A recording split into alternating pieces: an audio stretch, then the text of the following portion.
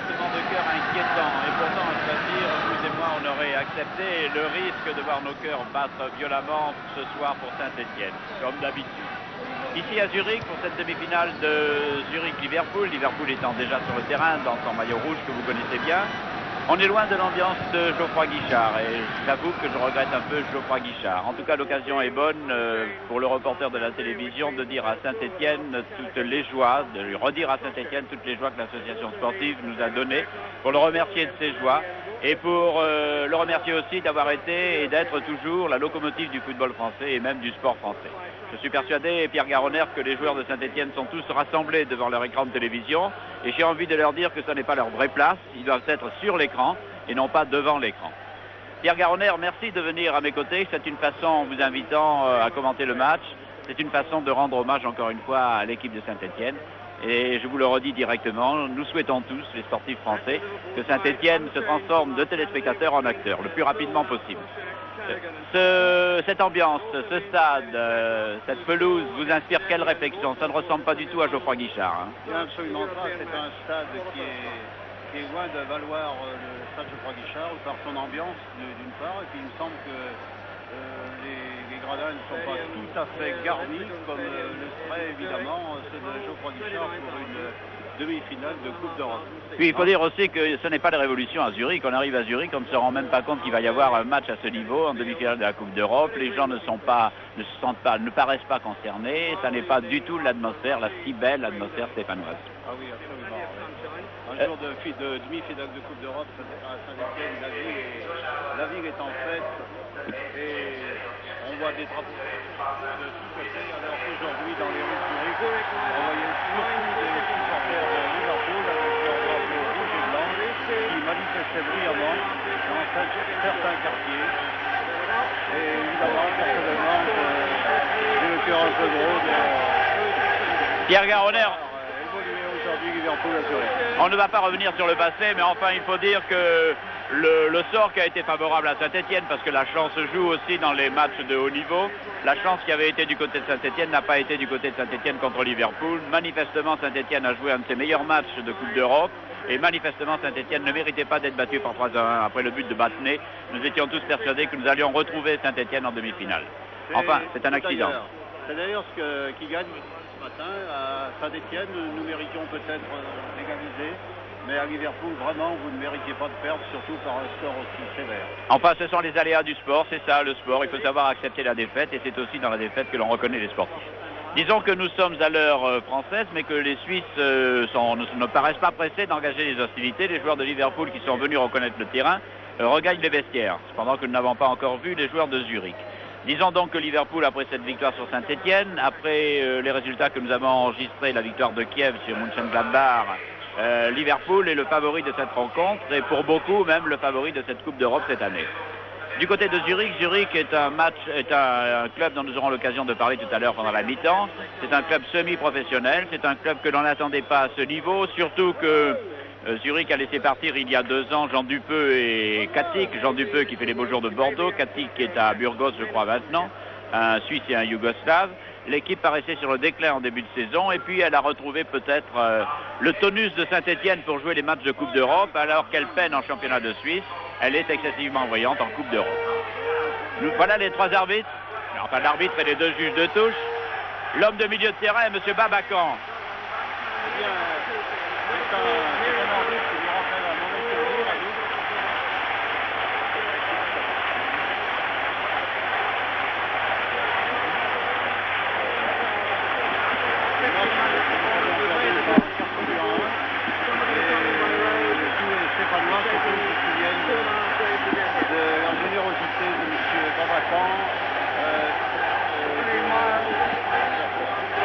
Je ne suis pas sûr que votre micro soit placé parfaitement devant votre bouche. J'ai peur qu'on ne vous entende pas très bien. On va réparer ça peut-être, manipuler les casques suisses.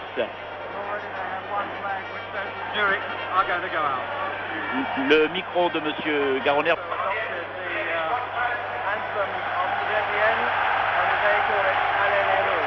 Ok.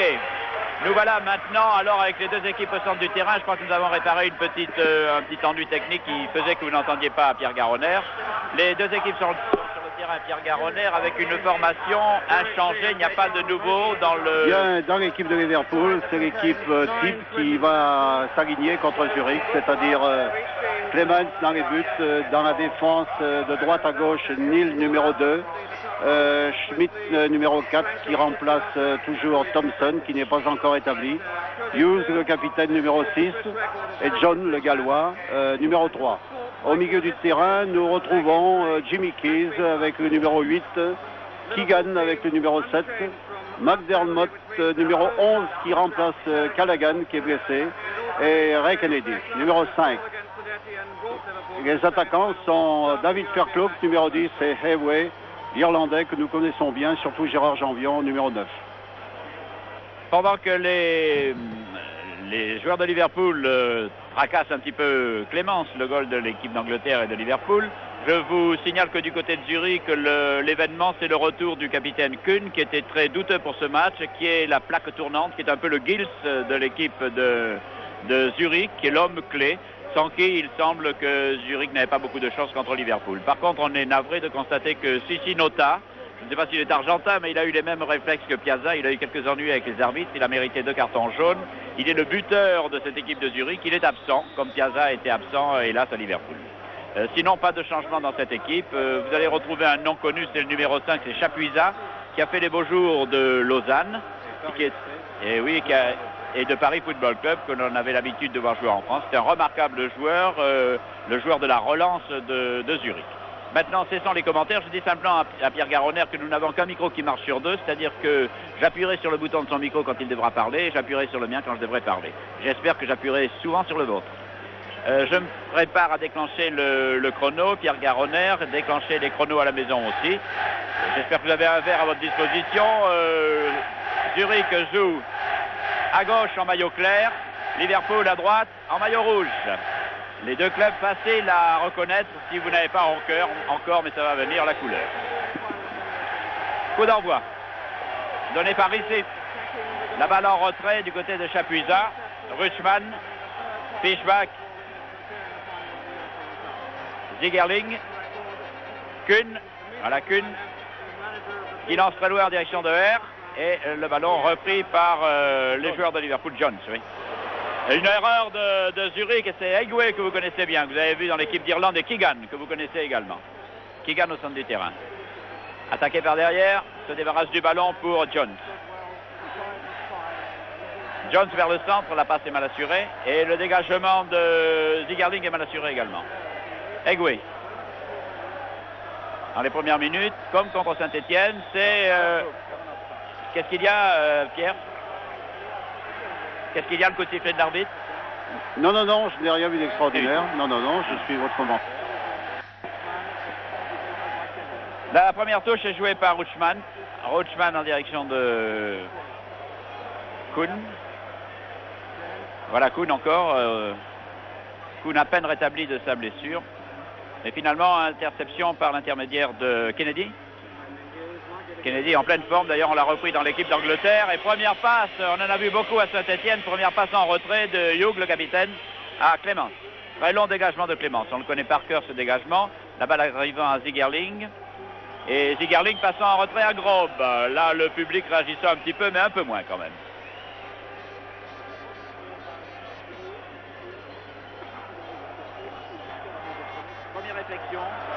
Première réflexion, Pierre Garonner.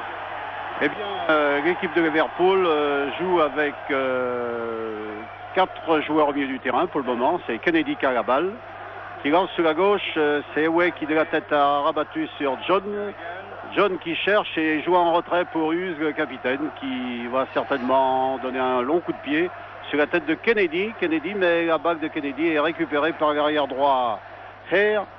Et maintenant, c'est le numéro 6 de Zurich qui reprend la balle. Intervention en tacle glissé de John, et c'est une touche au bénéfice des Suisses qui est donnée par Hare. Sur la gauche du terrain,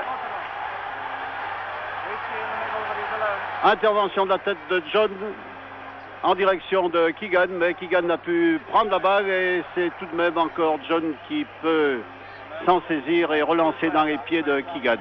Keegan qui avance, qui franchit la ligne médiane. Keegan toujours Keegan avec son pied droit. Keegan qui a feinté toujours avec son pied droit, mais un peu long, mais tout de même c'est Kennedy qui peut, lui avec son pied gauche, son pied magique, trouver le côté droit du terrain pour Keys, et c'est Eway maintenant. Eway en position d'ailier droit. Eway qui essaye de déborder, qui ne réussit pas, qui est stoppé, et les Suisses repartent. Les Suisses repartent. C'est Bautron, René Bautron qui est stoppé par Tommy Smith un peu irrégulièrement, et c'est un coup franc. Un coup franc qui va être donné sur la gauche du terrain, dans les pieds de Bautron, toujours. Bautron qui avance, qui cherche un partenaire, et c'est un centre de la gauche maintenant qui va se perdre derrière le but de Clemens. Clemens qui va pouvoir dégager très loin son but. Clemens qui est toujours décontracté. Disons que le point fort de cette équipe de Zurich, c'est la défense, la super défense de Zurich, que Zurich n'a pas été très brillant en championnat suisse dernièrement, et que l'attaque peut pêcher à la suite de l'absence de Kusinota. Mais pour le moment, les Suisses se défendent parfaitement, le jeu n'est à l'avantage d'aucune équipe. Les longs dégagements de Clemens font presque tout le terrain. Là-bas, c'est sur le côté gauche, c'est Pisbach qui lance en retrait à Kuhn, Chapuisat. Chapuisat ouvre sur le côté droit en direction de R. R, attention, a tendance à jongler un peu avec le ballon. Il a à côté de lui Ferlau, qui a été le bourreau des Stéphanois. Un homme qu'il ne faut pas laisser en position du ballon à l'approche du but, et même assez loin du but. Il y a une conduite du ballon et une sûreté, ce garçon qui a à peine 20 ans, qui est tout à fait remarquable. Long dégagement de Grob, le goal suisse.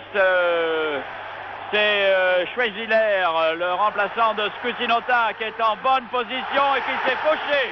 L'arbitre marque le pénalty. L'arbitre marque le pénalty. Pénalty au bénéfice des Suisses.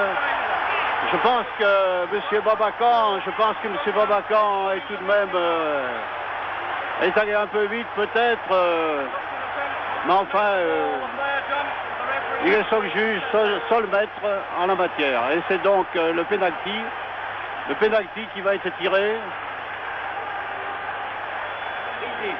par Rizzi, l'international suisse. C'est un coup du sort qui s'abat contre Liverpool. Et Rizzi ouvre la marque. C'est mal, c'est un chelou.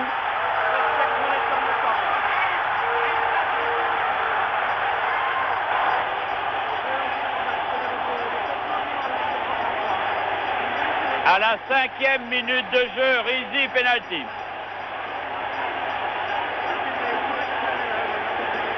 Zurich 1.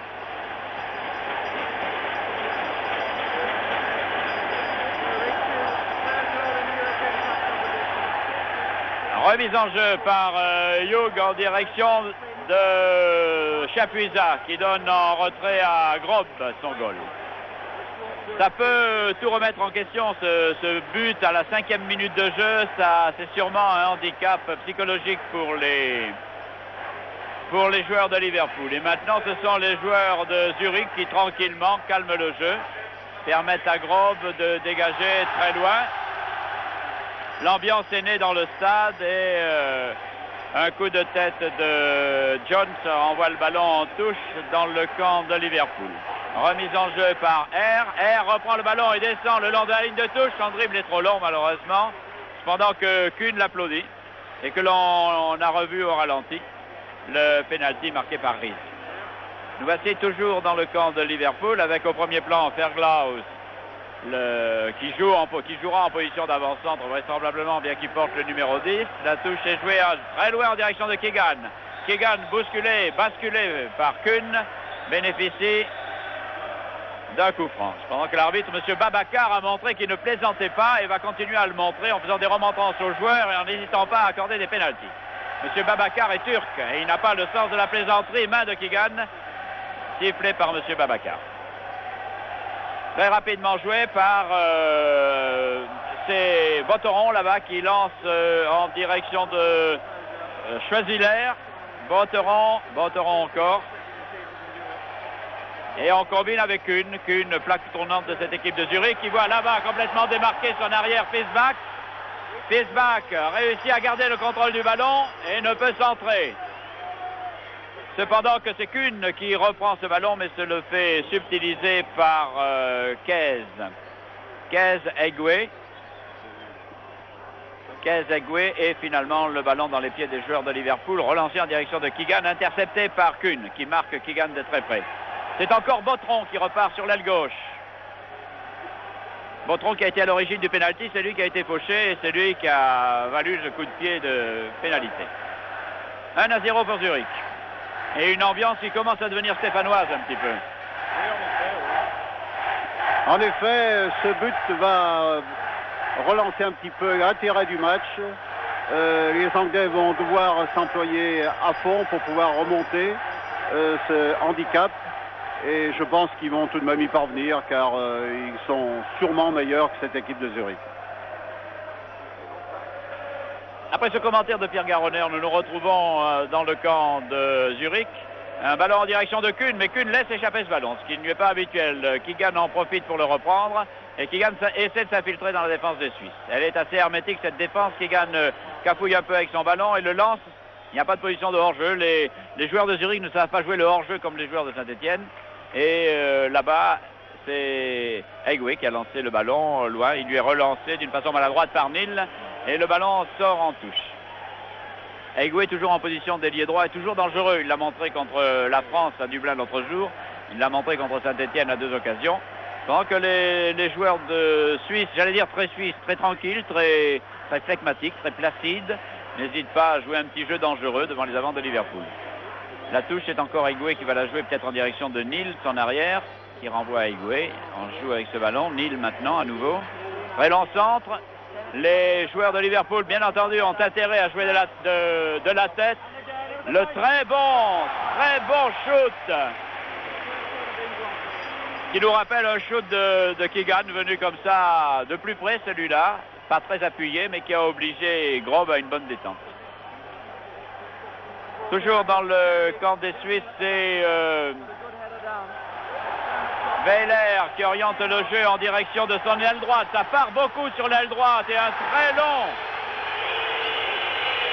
long dribble et un fauchage de Smith et un coup franc mérité. C'est Botteron qui a été fauché par Tommy Smith, le stopper.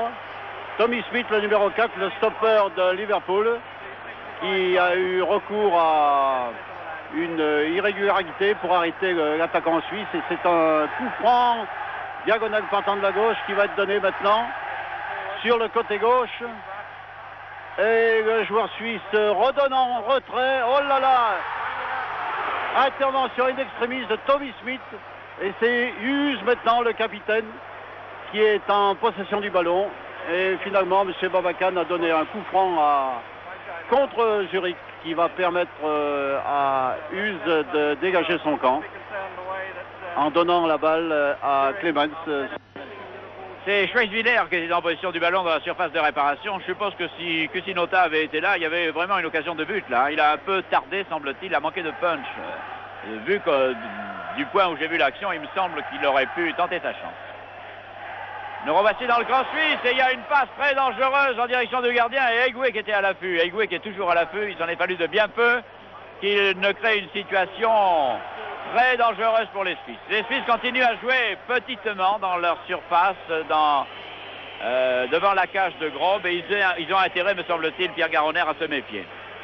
Bien, écoutez, c'est le premier quart d'heure de ce match, on ne sait pas trop encore, c'est un round d'observation en quelque sorte.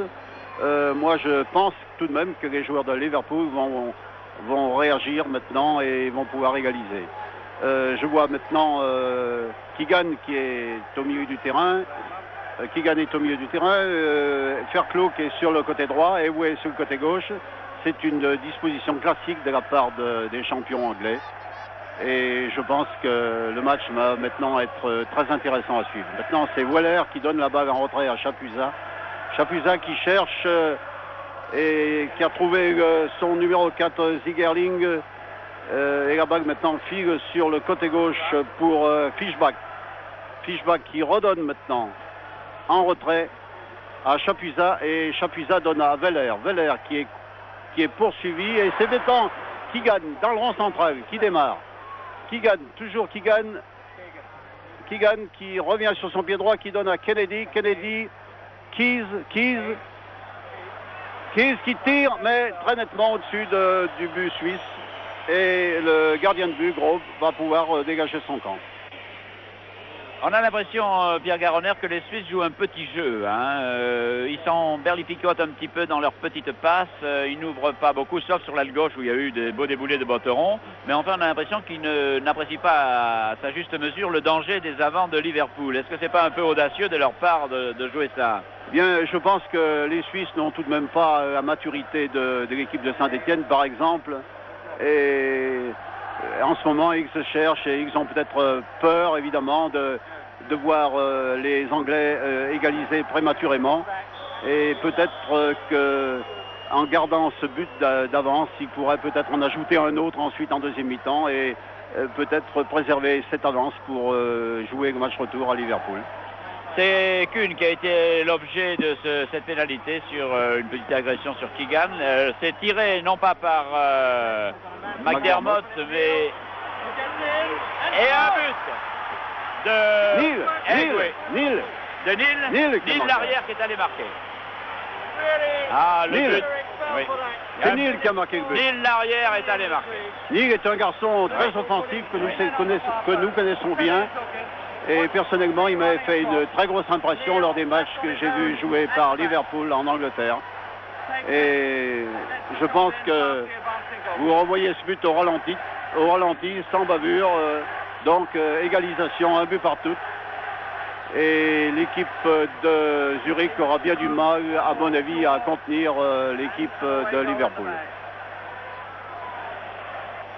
Disons que ce but, on le sentait venir. Depuis un moment, Zurich donnait des signes d'inquiétude, des motifs d'inquiétude à ses supporters.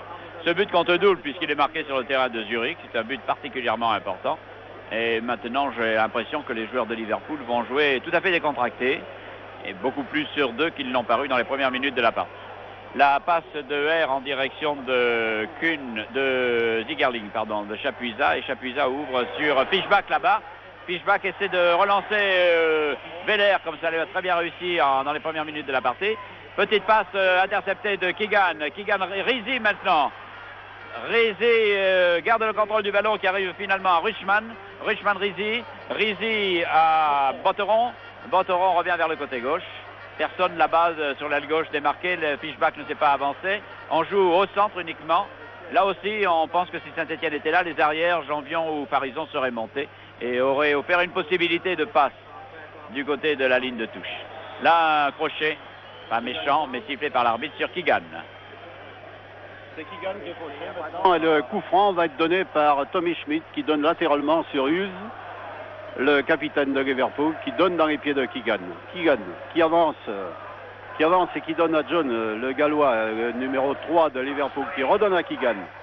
Keegan, tranquillement, cherche un partenaire et trouve Kennedy.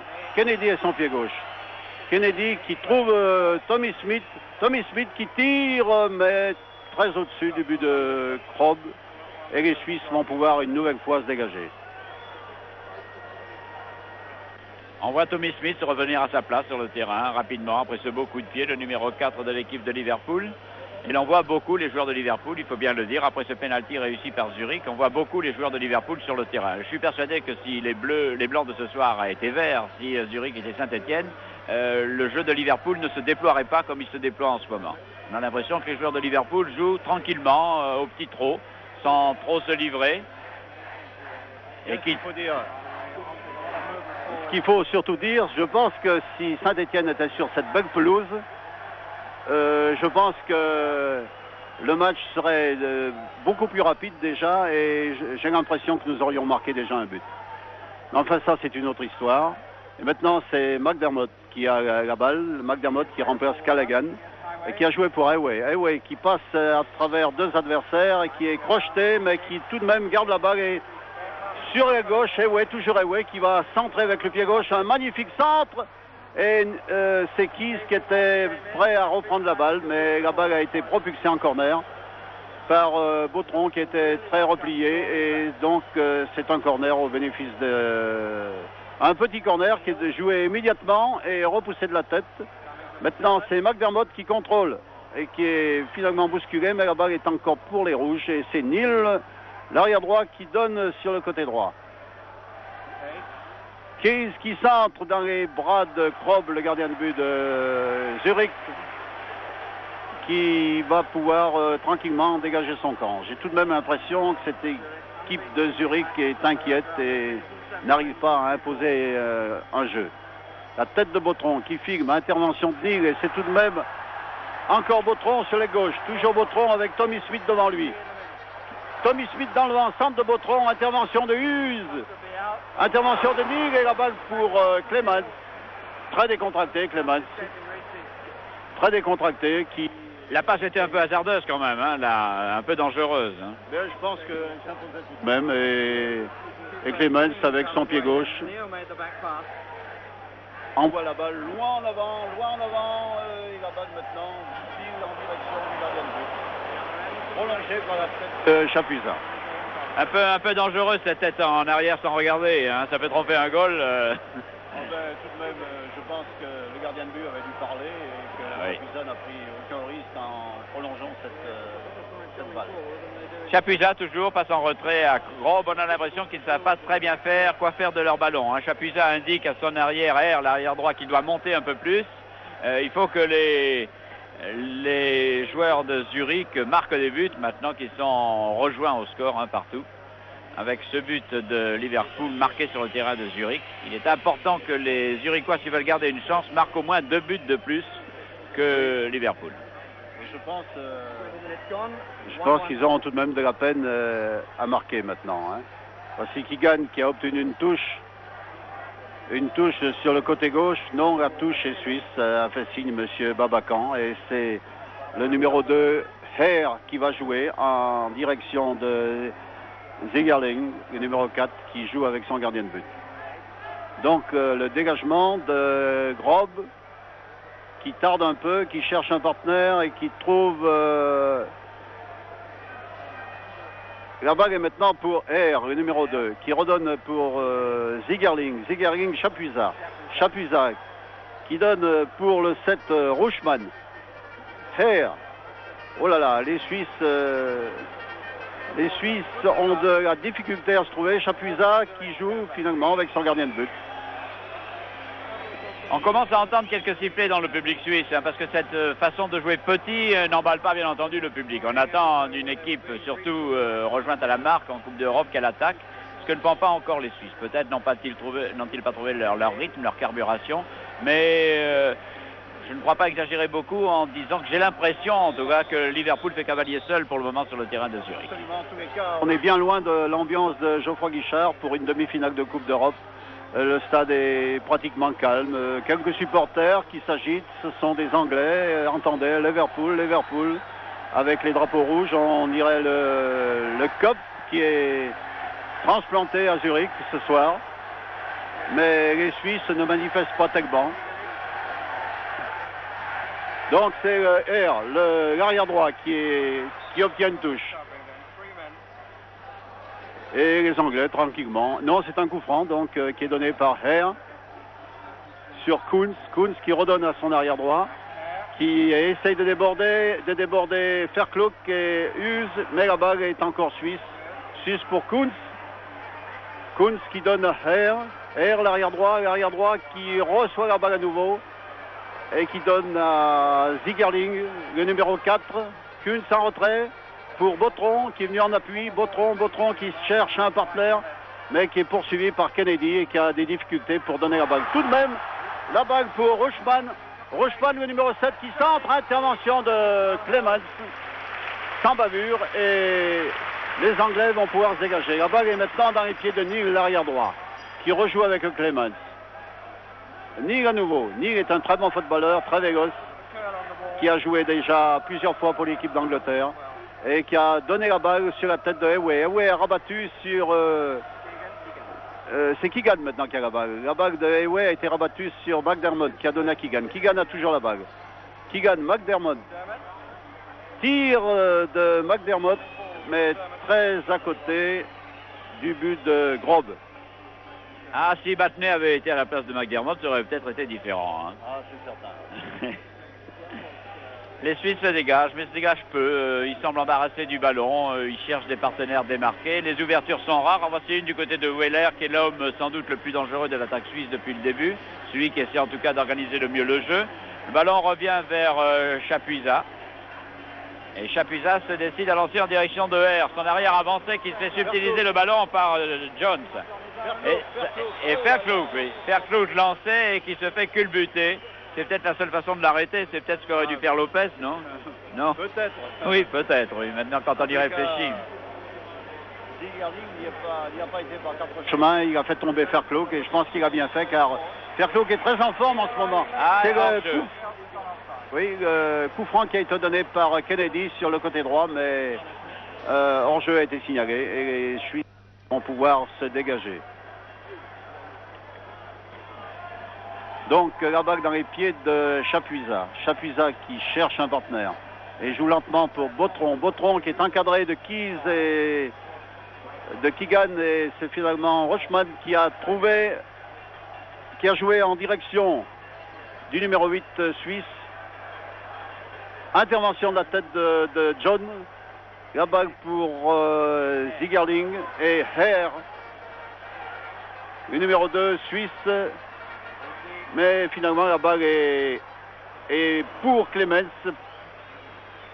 après une passe de Kennedy. Kennedy qui est, comment dirais-je, le petit Batney de Liverpool avec sa présence, son pied gauche et sa bonne technique.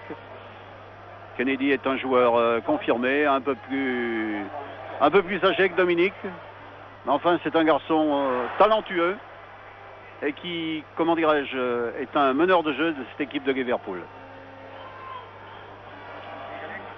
Nous sommes Pierre Garonner à la 25e minute.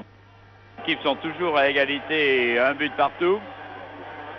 Et les Suisses continuent à chercher la faille, la façon de jouer cette équipe de Liverpool et manifestement ne l'ont pas trouvée. Car Weiler là vient de donner une démonstration de maladresse en repassant en retrait pour un joueur de Liverpool. C'est Aigoué qui descend maintenant, qui relance à McDermott. McDermott Aigoué sans trop de difficultés s'infiltre et perd et il faut un fauchage de Kuhn pour interrompre l'action de l'avant-centre irlandais de l'équipe de Liverpool. C'est Zigerling, oui. C'est Zigerling qui a fauché. Donc c'est un coup franc. Très dangereux. Un coup franc très dangereux qui est donné par Keegan. Keegan sur le côté gauche avec Hayway sur sa droite. Et je vois de l'autre côté Neil qui vient démarquer la balle pour John. Et le tir de John très appuyé, mais Rob, le gardien de but suisse, a pu se saisir du ballon et va pouvoir dégager. Mais vraiment, cette équipe suisse a l'air de peiner et, à mon avis, aura beaucoup de difficultés à remonter la pente et s'assurer le gain du match. Kunz qui a la balle maintenant.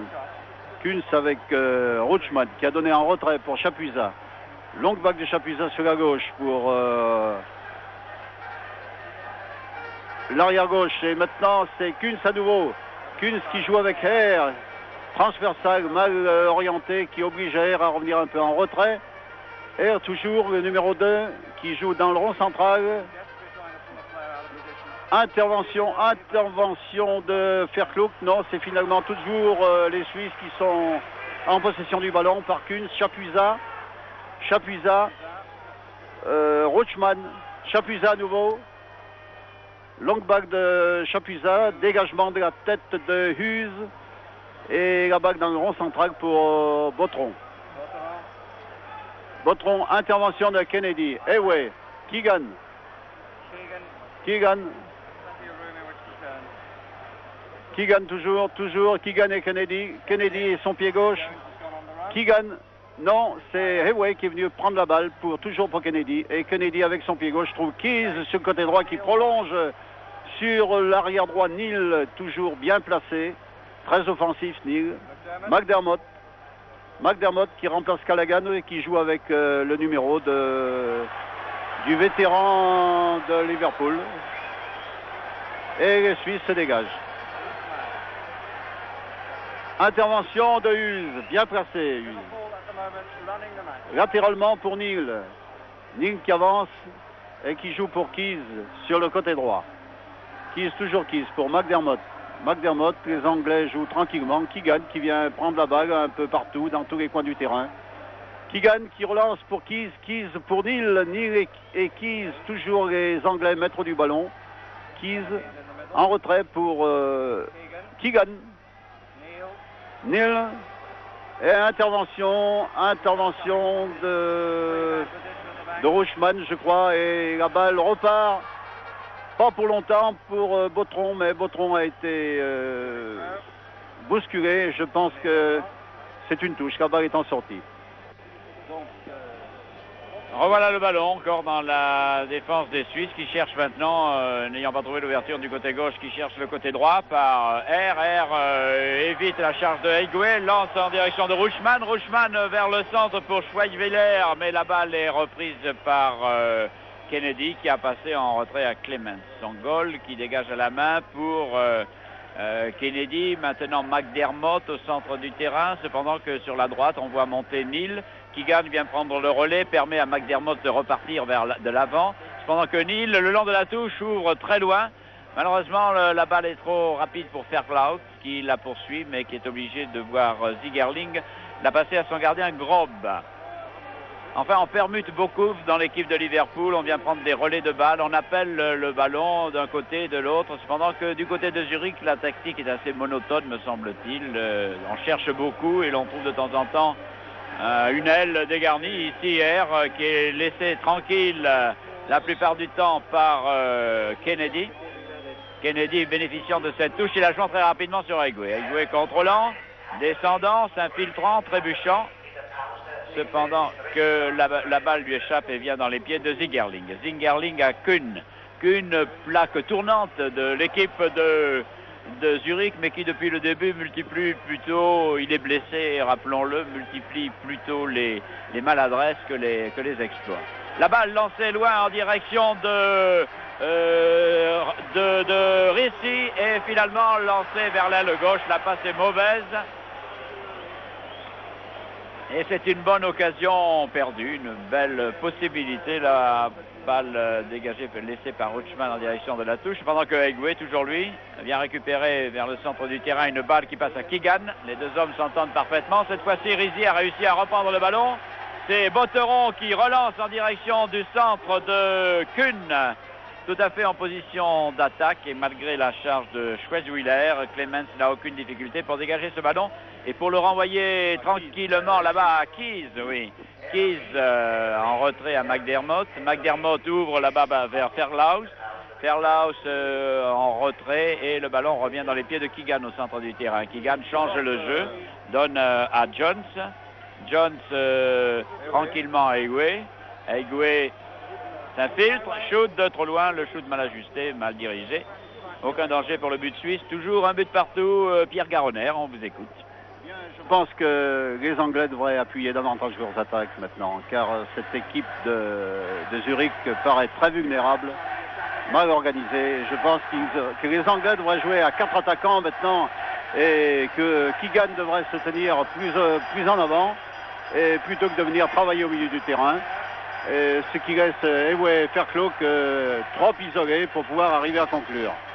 Mais de toute manière, je pense que la différence se fera rapidement. Je ne vois pas comment les Suisses pourraient s'imposer. Maintenant, c'est Fairclough qui a joué avec McDermott. McDermott qui joue avec Higuain qui contrôle bien la balle. Higuain qui est très en forme en ce moment et qui se rappelle au bon souvenir de Gérard Janvion. Et il me disait ce matin qu'il appréciait beaucoup Gérard Janvion par sa correction et son grand talent. Et tir d'Higuain qui a frôlé le poteau de Grob. Voyez-vous, je pense, je le répète, Liverpool devrait appuyer davantage, jouer avec 4 attaquants, au moins avec Keegan constamment à la pointe du combat. Alors une question de journaliste, est-ce que vous ne pensez pas que Liverpool, ayant un peu pris la mesure de Zurich, n'appuie pas, ils n'ont pas intérêt finalement à saboter le match retour finalement, s'ils gagnent par 3-1 ou 4-1 Non, je ne pense pas que les joueurs anglais pensent à ça, au contraire, ils cherchent à assurer le coup aujourd'hui. Tout de suite. Ils peuvent arriver à marquer 2 ou 3 buts, croyez-moi, ils seront les premiers satisfaits. Mais je pense que cette chose va arriver, car les Suisses, comme nous pouvons tous le constater, sont en difficulté. Voici Bautron qui est venu en défense, qui reprend la balle. Bautron qui cherche et qui ne trouve pas beaucoup de solutions. Kunz qui est pris par McDermott. Et Kunz a dû faire une faute sur McDermott. Il a bien fait de la faire parce que McDermott était parti à toute allure et le champ était libre jusqu'au but suisse. Diagonale partant légèrement de la droite qui va être tiré par Keys et Keegan. C'est probablement Keys qui va foncer sur le ballon, s'effacer. Et voilà qui est fait. Et c'est Keegan qui tire par derrière. Et qui cherche la tête de John. John qui centre magnifiquement. John est à nouveau. Et les Suisses ont toutes les peines du monde à se dégager. Tout de même, encore les Anglais par la tête de John. La tête de McDermott. Et maintenant, Fairclough sur la gauche.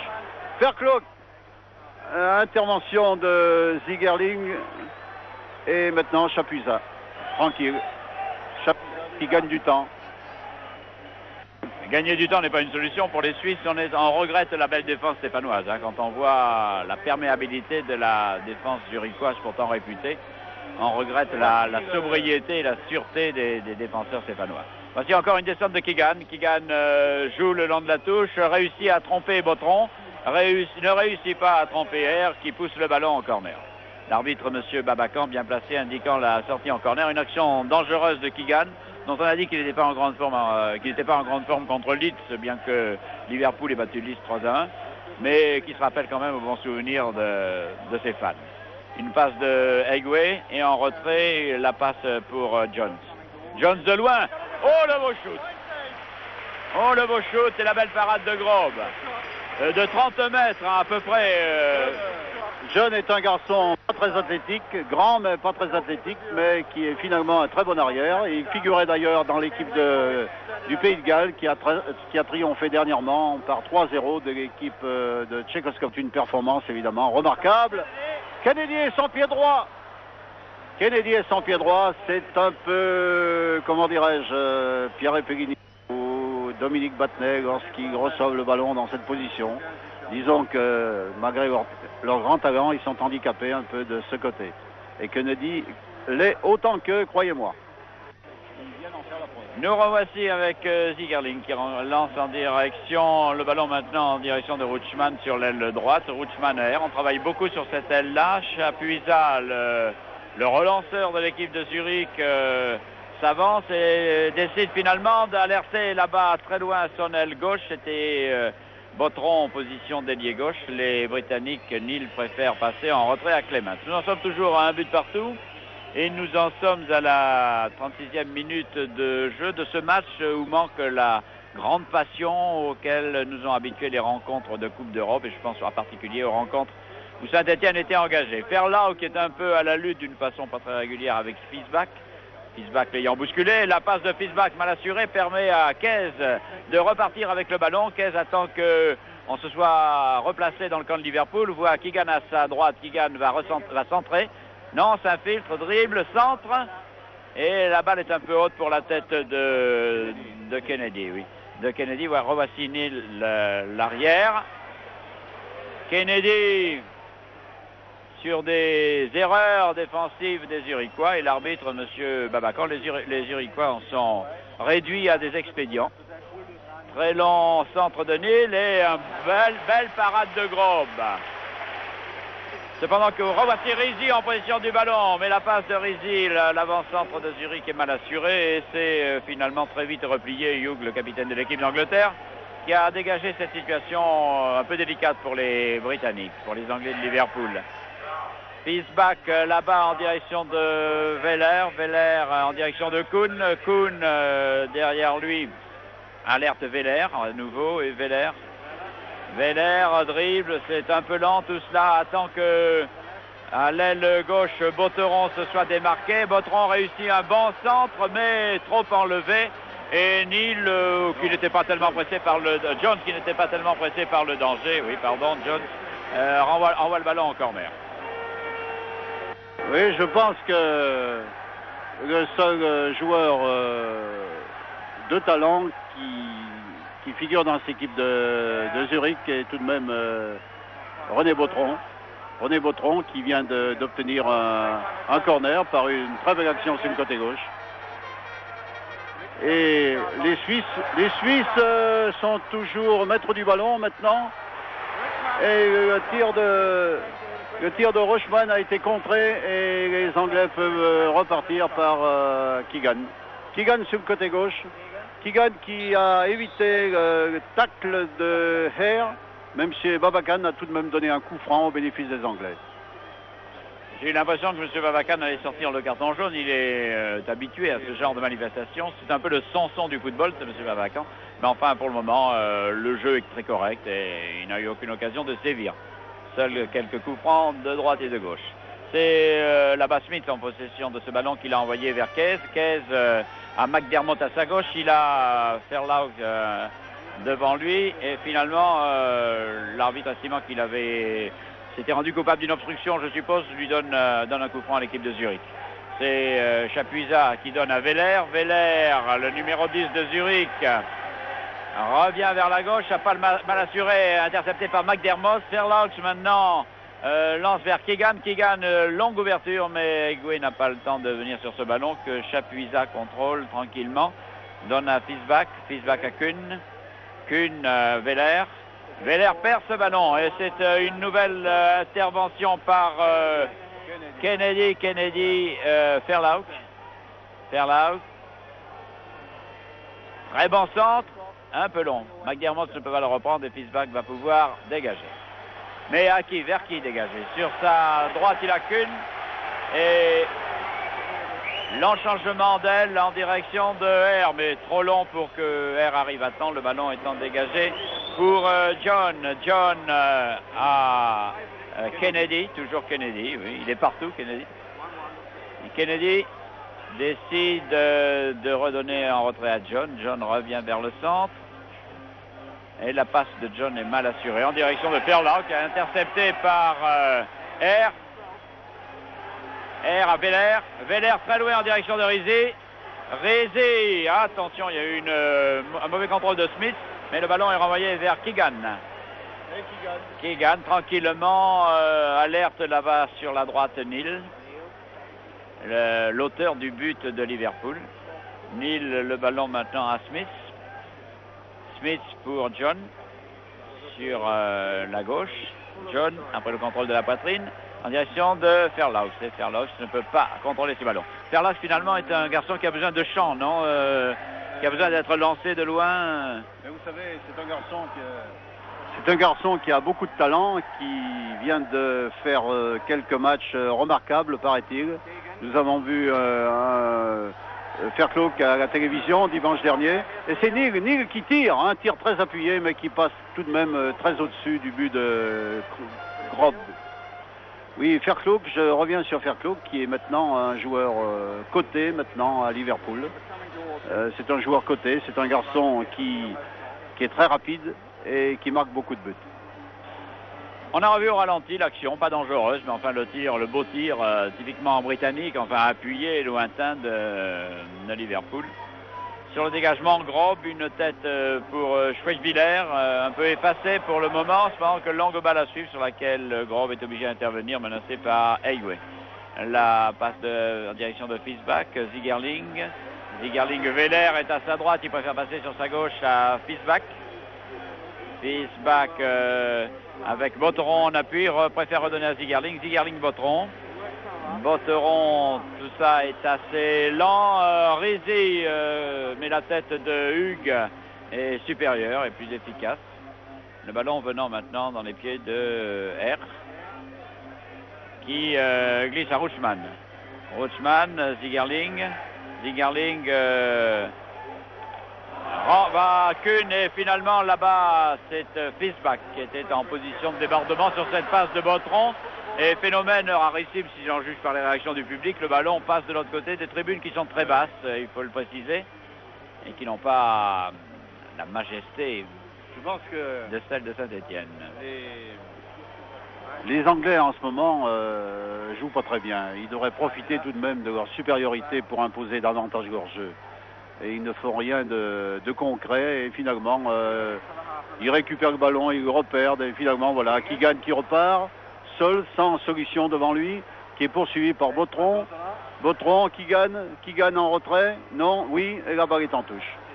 Il y a une chose qui m'a frappé un peu, Pierre Garonner, c'est que Keegan n'avait aucun appui et personne ne s'est porté à sa hauteur. Hein. Ça traînaille un petit peu, même du côté de Liverpool. Les Anglais sont pas très bons. Manifestement, il ne s'impose pas comme il devrait le faire, à mon avis. Bon, Fairclough qui tire immédiatement, mais dans les buts du gardien de but suisse, Rob, qui peut tranquillement donner la balle à un de ses arrières qui cherche un partenaire et qui est poursuivi par Wave. Finalement, c'est Air qui a donné la balle de la tête, mais à intervention de Hugues. C'est Fairclough qui, de la poitrine, a pris la balle. Fairclough qui pique au centre. Fairclough qui a été descendu régulièrement, probablement par Air, même chez Babacan n'a rien dit. La balle. Schweizer qui est allé récupérer ce ballon, qui passe maintenant à Rutschmann. Rutschmann vers Rizzi. Et malheureusement, les deux avants de Zurich sont tout à fait isolés là-bas et se prennent dans la glu de la défense de Liverpool et ne trouvent aucune occasion de passer. On repart sur le côté droit pour Liverpool. C'est un match, on regrette un petit peu la passion, l'engagement de Saint-Étienne surtout. Aucune équipe ne joue comme joue Saint-Étienne dans les grandes circonstances. On a l'impression que l'équipe forme un tout, que tout le monde va de l'avant. Et ici, c'est un peu un jeu comme l'illustration ici vous en avez donnée par Hugh. On joue lentement, le ballon ayant été repris par Kennedy. Plaque tournante aujourd'hui de cette équipe de Liverpool. Kennedy donne à Keegan en retrait derrière lui. Keegan, c'est du petit jeu, ça n'avance pas très vite. Keegan, oui, Neil maintenant en joue en retrait, on envoie du côté de Smith. Longue ouverture pour Kennedy. Et l'arbitre a sifflé. La situation était dangereuse. Là, c'est la fin de cette première mi-temps sur un score nul.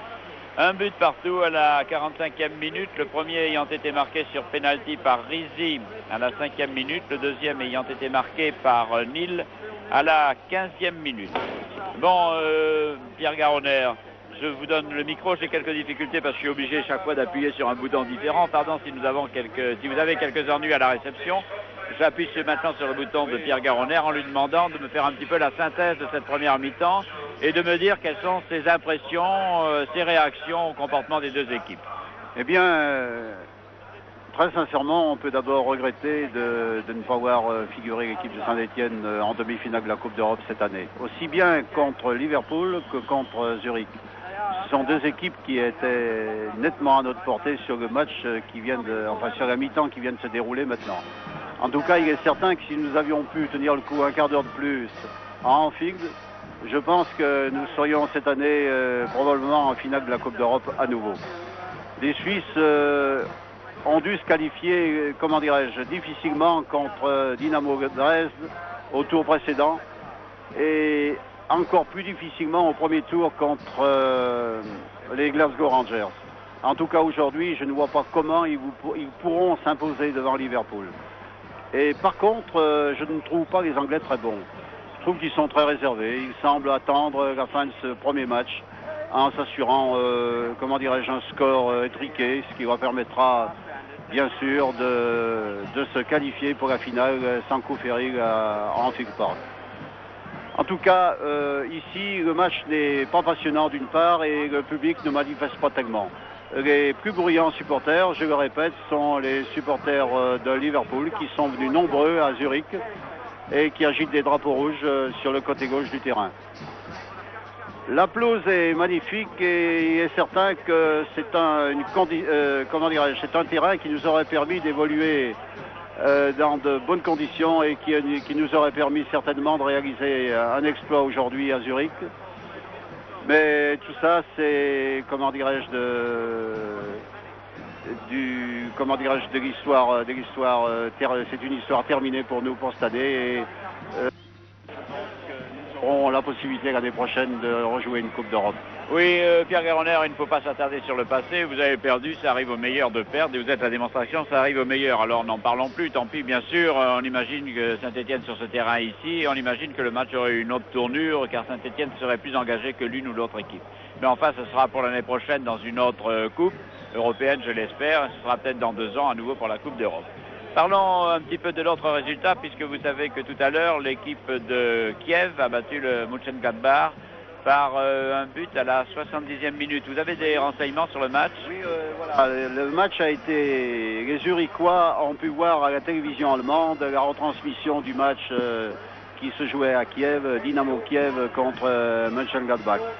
Les Russes ont gagné par 1-0 et le but a été marqué par Onichenko à la 70e minute de la tête sur un corner qui a été tiré par Bouriac.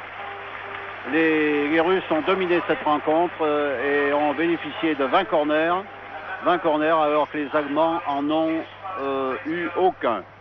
Les meilleurs de ce match ont été Konkov, ce qui ne nous étonne pas. Konkov, ce grand Konkov qui l'année dernière contre nous avait fait 2 parties remarquables. Trochkin, l'arrière droit également, qui a été très bon. Et au match retour, les Allemands de Mönchengladbach auront la possibilité, malgré tout, peut-être de refaire ce handicap et peut-être de figurer en finale de la Coupe d'Europe. Pierre Garonner, vous avez l'impression qu'il y a une équipe qui domine cette Coupe d'Europe cette année sur le papier, là, des 4 finalistes, il y en a un pour vous qui se détache? Écoutez, c'est difficile à dire. Je pense que Liverpool sera qualifié pour la finale et qu'il est bien difficile de faire un pronostic maintenant pour le match retour à Düsseldorf, qui se jouera probablement à Düsseldorf, en effet, parce que le stade de Mönchengladbach est bien petit pour accueillir suffisamment de spectateurs pour une demi-finale de Coupe d'Europe. Et évidemment, les Russes, avec un petit but d'avance, peuvent tout de même espérer se qualifier pour cette finale. En tous les cas, c'est un match très ouvert et il est difficile de faire un pronostic. On nous avait dit qu'il y aurait une image fixe. J'espère que nos téléspectateurs reçoivent l'image de ces chanteurs et danseurs zurichois au centre du terrain. C'est quand même un avantage sur une image qui ne bouge pas.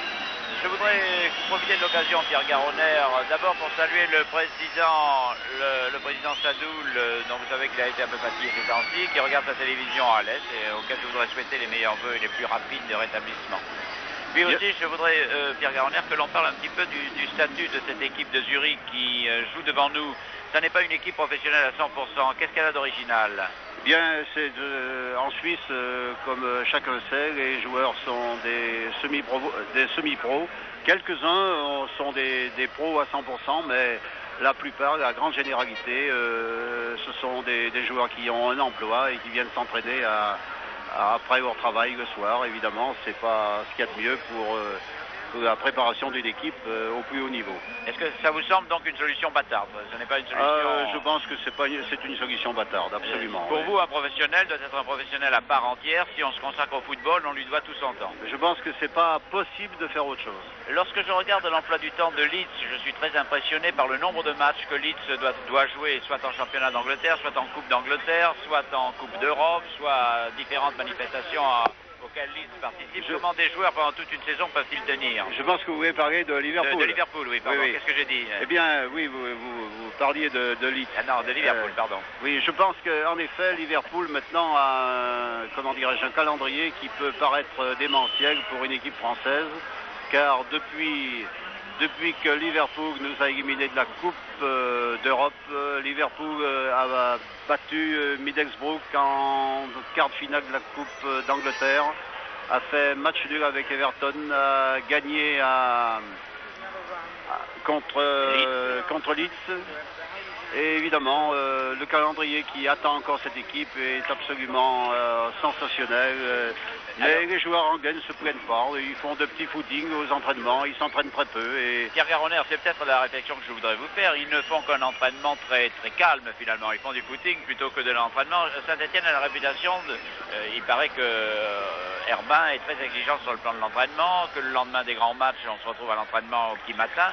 Non, l'entraînement de Robert Herbin est très bien dosé à mon avis. Les lendemains de match, les joueurs se retrouvent à 9h30 au stade pour un décrassage musculaire. Et je pense que c'est une solution qui a donné de bons résultats. Et personnellement, je pense que c'est une très bonne chose. Comment sont les joueurs de Saint-Etienne en fin de saison maintenant? J'ai appris que Sinégal avait été blessé à l'entraînement et qu'il a 3 semaines d'indisponibilité. Comment est l'équipe sur le plan physique? Moi je pense que l'équipe s'est tout à fait retrouvée maintenant. Sinégal en effet a eu une petite entorse à la cheville gauche, mais je pense pas que ce soit bien grave. En tout cas, ce repos lui sera probablement salutaire car Christian est un garçon très généreux qui fait beaucoup d'efforts sur les terrains et comme actuellement Christian Saramagna revient en grande condition, eh bien ça va permettre à Robert Herbin de l'incorporer et puis de pouvoir juger de ses qualités, de son retour en forme. Bien entendu, l'objectif de Saint-Etienne est de gagner une place qualificative pour une coupe. Quel est le pourcentage de chance que vous donnez à Saint-Etienne? Eh bien, second ou troisième? Moi je pense que malgré notre match nul de samedi dernier contre Angers, je pense que nous accrocherons la coupe UEFA. En tout cas, nous actuellement nous jouons la Coupe de France et nous la préparons de la même façon que nous préparions avant la Coupe d'Europe. Quel est sur le plan moral alors l'état de l'équipe de Saint-Etienne? Ils ont bien récupéré de la déception? Ah oui, les 8 jours qui ont suivi l'élimination, évidemment, ont été pénibles. Le président, Roby, moi et moi-même, nous étions consternés. Les joueurs, évidemment, accusaient le coup, mais nous avons bien repris le dessus et je pense que maintenant, la Coupe d'Europe est un excellent souvenir pour nous, un souvenir inoubliable, enfin, de cette première période de Coupe d'Europe, car nous espérons recommencer bientôt. Pierre Garonner, vous êtes le sergent recruteur de l'AS Saint-Etienne. L'AS Saint-Etienne est une équipe soudée où la plupart des joueurs ont été formés par le club. Enfin, vous n'avez pas cherché des vedettes et c'est l'originalité et le talent de vos dirigeants et de votre entraîneur d'utiliser les joueurs que vous formez vous-même. Alors de temps en temps, on a fait des réflexions pendant la saison en disant il manque à Saint-Etienne peut-être un avant-centre qui marque, une sorte de Müller du Bayern qui serait à l'affût de toutes les occasions de but et on a cité des tas de noms. Quelle est la politique que vous allez suivre l'an prochain? Écoutez, la première chose que je constate personnellement, c'est que toutes les équipes du monde cherchent un avant-centre. Par exemple, le Bayern de Munich a dû jouer ces derniers temps sans Müller, qui a été opéré, et l'équipe d'Allemagne était également privée de Müller. Et les Allemands paraissaient consternés après leur défaite contre la France au Parc des Princes. Et tout le monde s'interrogeait pour savoir comment on pourrait retrouver un remplaçant de Müller. Même la Grande Allemagne n'avait pas trouvé le remplaçant de Müller, ce qui était quand même extraordinaire. Et toutes les équipes cherchent des attaquants de pointe, un avant-centre, des ailiers. Et est-ce que vous voulez chercher, vous, à l'extérieur ou à l'intérieur du club? Et je pense que nous les cherchons à l'intérieur, plutôt à l'intérieur du club, c'est le plus sûr moyen de les trouver, car malgré tous les noms qu'on avance à Saint-Etienne, je ne vois pas très bien comment on pourrait incorporer un joueur dans notre formation. Et en tout cas un joueur meilleur que le sont Dominique Rocheteau, Patrick Revelli et Christian Saramagna et même Hervé Revelli qui a été bien critiqué mais qui a tout de même fait sa dernière saison à Saint-Etienne dans des conditions difficiles peut-être pour lui car il ne jouait pas constamment, mais chaque fois que Robert Herbin a fait appel à lui, je pense qu'Hervé a été bon et en tout cas c'est un garçon qui sera capable de poursuivre sa carrière ailleurs, j'en suis convaincu. En tout cas, moi je suis de ceux qui pensent que la politique que vous suivez à Saint-Etienne concernant le recrutement et la promotion des joueurs est la bonne politique. C'est celle qui correspond à ce qu'on attend du sport, c'est-à-dire le football n'est pas un sport de vedette, c'est une équipe qui est intéressée et Saint-Etienne est une équipe. Et c'est pas parce qu'il y aura un nom supplémentaire venu de l'extérieur à Saint-Etienne que Saint-Etienne gagnera quelque chose. Peut-être perdra-t-elle un peu de son talent et de son originalité. Oui, certainement. Vous savez, ça paraît bien simple de dire une équipe se renforce en prenant un joueur et en dépensant beaucoup d'argent pour l'acquisition de ce joueur. Et je ne pense pas que ce soit la formule. C'est beaucoup plus difficile que ça pour former une équipe et pour améliorer une équipe. Et je pense que nous trouverons des solutions à Saint-Etienne dans l'avenir. Nous trouverons des solutions avec nos jeunes. Nous avons des garçons qui sont prêts à rentrer dans l'équipe professionnelle, des plus jeunes du moins qui sont prêts également pour un peu plus tard. Et en tout cas, je pense que cette année, c'est pas parce que nous aurions pris un joueur de plus que nous serions qualifiés en Coupe d'Europe. Merci Pierre Garonner. Je rappelle que c'est Pierre Garonner, les propos particulièrement qualifiés que vous entendez concernant le club de Saint-Étienne sont prononcés par Pierre Garonner qui a la gentillesse de venir devant le micro de TF1 ce soir à l'occasion de cette demi-finale de Coupe d'Europe, m'aider de sa présence, m'aider de son talent, m'aider de ses commentaires. En réalité, voici les premières images maintenant de cette deuxième mi-temps devant vous. C'est le grand gardien de Liverpool, Clemens. Vous voyez qu'il saute largement à la hauteur de la barre transversale. Et voici les joueurs de Zurich. Quelle est la chance de Zurich? Si vous étiez l'entraîneur de Zurich, que diriez-vous à vos joueurs au début de la deuxième mi-temps? Eh bien, je pense que les joueurs suisses devraient attaquer et essayer de marquer des buts, car je ne vois pas comment ils pourraient s'imposer à Liverpool. Mais attaquer comment? Attaquer attaquer en jouant d'une manière très collective, avec beaucoup d'ardeur et en s'appliquant. Mais je ne pense pas qu'ils en soient tout de même capables devant une équipe comme celle de Liverpool. Nous voilà en tout cas au début de cette deuxième mi-temps. Il reste 45 minutes à jouer, 45 minutes qui peuvent tout changer. Rien n'est jamais joué en sport et en football en particulier. Dickenham, le numéro 13, est rentré. Je crois que c'est dans l'équipe de Dickenham à la place de qui? Il y a Dickenham. Qui c'est qui est sorti? Je ne vois pas. Qui est sorti, je n'en sais encore rien, mais on va procéder par élimination et le trouver. Dickenham est rentré chez les Suisses. Le chrono est déclenché. Et ça part par Dickenham justement, là, qui est là-bas en position d'ailier droit. Il a dû remplacer peut-être... Rutschmann peut-être. Peut-être, oui. Rutschmann. Rutschmann sans doute, oui. Ouais. Oui.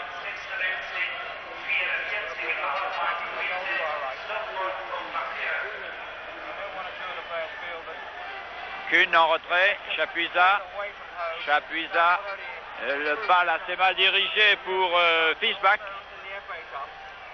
Et Fischbach essaie de lancer en direction de Weller, mais sans résultat. Et c'est au contraire le numéro 10, Fairclough qui a failli prendre la balle. En possession du ballon, oui. Fischbach. Je note la rentrée de Dickerman. Et je suis à vous, Pierre Garonner, si vous voulez. Eh bien, les Suisses maintenant par Fischbach qui essaye de se dégager. C'est Kunz qui a le ballon. Kunz qui cherche et qui trouve un appui maintenant. Fischbach, le numéro 3 qui pique au centre du terrain, poursuivi par Tommy Schmidt. Et la balle est trop longue et maintenant c'est Clemens qui va pouvoir dégager son camp. Enfin, le public se réveille un peu sur cette action de Fischbach, le numéro 3 de Zurich, qui a essayé de créer une occasion. La tête de Kies, Weller, Kunz, Fischbach. Long coup de pied de Fischbach sur le côté droit du terrain. Rutschmann, Dickerman, et c'est maintenant Ewey sur le côté gauche. Mais Ewey a poussé la balle beaucoup trop loin. Et la touche est au bénéfice de Zurich. Touche faite par Herr, le numéro 2. La balle maintenant dans les pieds de Zigerling, Chapuisat, qui donne dans les pieds de Kennedy, et la balle de Kennedy en direction d'Ewey a été interceptée par Zigerling. Chapuisat qui relance. Les Suisses devraient maintenant s'employer à attaquer, à faire des efforts pour essayer de conclure, car c'est leur dernière chance. Démarrage d'Ewey, toujours Ewey. But d'Ewey. Sans bavure. But d'Ewey, on peut dire à la suite d'une série de maladresses de la défense suisse. But d'Ewey à la 3e minute de la deuxième mi-temps. Bien, 2 buts à 1 maintenant au bénéfice de Liverpool. Et je pense que d'ores et déjà, les joueurs anglais sont qualifiés pour cette finale. Sans aller trop vite, raisonnablement, on peut penser les Suisses ne pourront jamais revenir à la hauteur. 2 buts marqués à l'extérieur, c'est assez extraordinaire. Il y a peu d'équipes qui ont réussi l'exploit de marquer 2 buts à l'extérieur lors des matchs de Coupe d'Europe. Bautron sur le côté droit qui lance, mais la balle est interceptée par Huse qui est finalement contré par Bautron et Bautron obtient la touche. Touche concédée par McDermott. Les Suisses en possession du ballon. Kunz sur Fischbach l'arrière gauche. Fischbach avec Keys qui a donné à Verklook. Attention à Verklook. Bague de Verklook intercepté. Intercepté par Chapuisat qui est venu couper l'action. Et maintenant c'est Keys qui répare. Keys, long coup de pied en avant, mais Verklook est hors jeu. Ah, je crois que c'est la première fois où les Anglais se laissent prendre hors jeu, alors que Saint-Etienne a eu une façon de jouer le hors jeu qui les a beaucoup gênés en quart de finale. Chapuisat en direction de Wheeler. Wheeler qui gagne devant lui. Wheeler en retrait à Bautron. Bautron s'infiltre vers le centre, porte le ballon un petit peu, lance pour Rizzi vers le but de Clemens, mais la passe est trop longue et Clemens intervient sans difficulté et relance très loin de la main pour Keyes. Le relais de McDermott. McDermott pour son arrière, l'auteur du premier but de Liverpool. Keegan Keyes. Keegan fait signe là-bas de ce joueur de s'en aller, de se démarquer. Le ballon revient à Neal sur l'aile droite. Neal pour Kennedy, pour McDermott pour Egué. Egué s'infiltre, garde le contrôle du ballon, le perd et c'est finalement Keyes qui le reprend. Keyes cherche vers le centre, personne ne se démarque, laisse à Egué. Egué crochette et relance très loin pour Perlog, complètement démarqué, qui préfère laisser en retrait derrière lui à Keegan. Keegan va shooter, Keegan feinte de shooter, donne en retrait à McDermott à Keyes. Les joueurs de Liverpool sont les seuls à jouer pour le moment, s'approche du but, finalement le centre est dévié et c'est Smith qui relance là-bas à Ferlaus.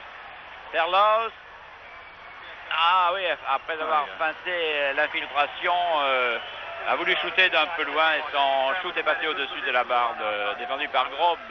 Mais je n'ai pas vu beaucoup de Suisses toucher le ballon alors que Zigerling, le numéro 4, revient de l'avant. La passe est reçue par Veller en possession de ce ballon. Veller relance vers Bautron et vers Rizzi. Et finalement, là-bas, la défense anglaise, très rude, balance Rizzi et permet à Keegan de se retrouver en position du ballon. Keegan en retrait et la passe de Jones le Gallois en direction de Clemens. Il y a un autre Gallois dans l'équipe mais il est absent, c'est l'avant-centre. Toshak, oui. Toshak est blessé, paraît-il, depuis le match de Saint-Etienne. Il y a eu un coup au tendon d'Achille et actuellement il est plâtré. Verklook. Tir de Verklook contré, la bague maintenant dans les mains de Grob, le gardien de but suisse. Ce Verklook était bien démarqué en position de shoot. Et je pense que la cause est entendue. La tête de Smith en retrait pour Neal qui contrôle et qui donne à Clemens. Clemens tranquillement, qui gagne un peu de temps, ce qui est de bonne guerre. Clemens toujours. Et certainement un long coup de pied du pied gauche. Voilà qui est fait en direction de Hewey. Hewey qui a donné en retrait pour Kennedy. Kennedy est son pied gauche. Kennedy toujours, tir du pied gauche de Kennedy à côté, trop croisé. Mais les tirs de Kennedy sont toujours très dangereux. Un garçon qui frappe très très fort, surtout avec son pied gauche, et qui marque souvent des buts. Long dégagement du gardien de but suisse, c'est Tommy Smith. Tommy Smith qui est tout de même un peu lourd, mais qui tout de même a pu s'assurer le contrôle du ballon, sans trop d'opposition et le transmettre à Clemens. Évidemment, le match n'a pas beaucoup d'intérêt maintenant.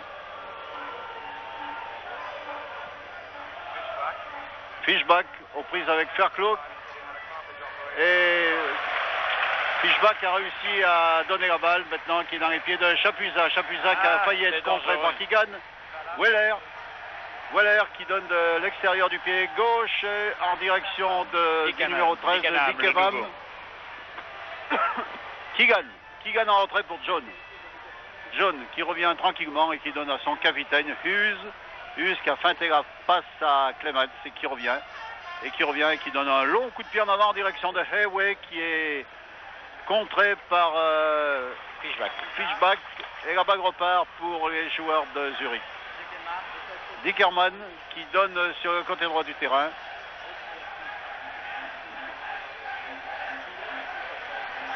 Longue bague pour Botron qui contrôle mais qui est contré par Nig, mais c'est tout de même encore Botron qui reprend la balle. Très bonne action de Botron pour Weller. Kunz, très bien joué les Suisses, mais tout ça ne va pas très loin et c'est Keys qui peut s'emparer du ballon, le donner à McDermott qui lui redonne.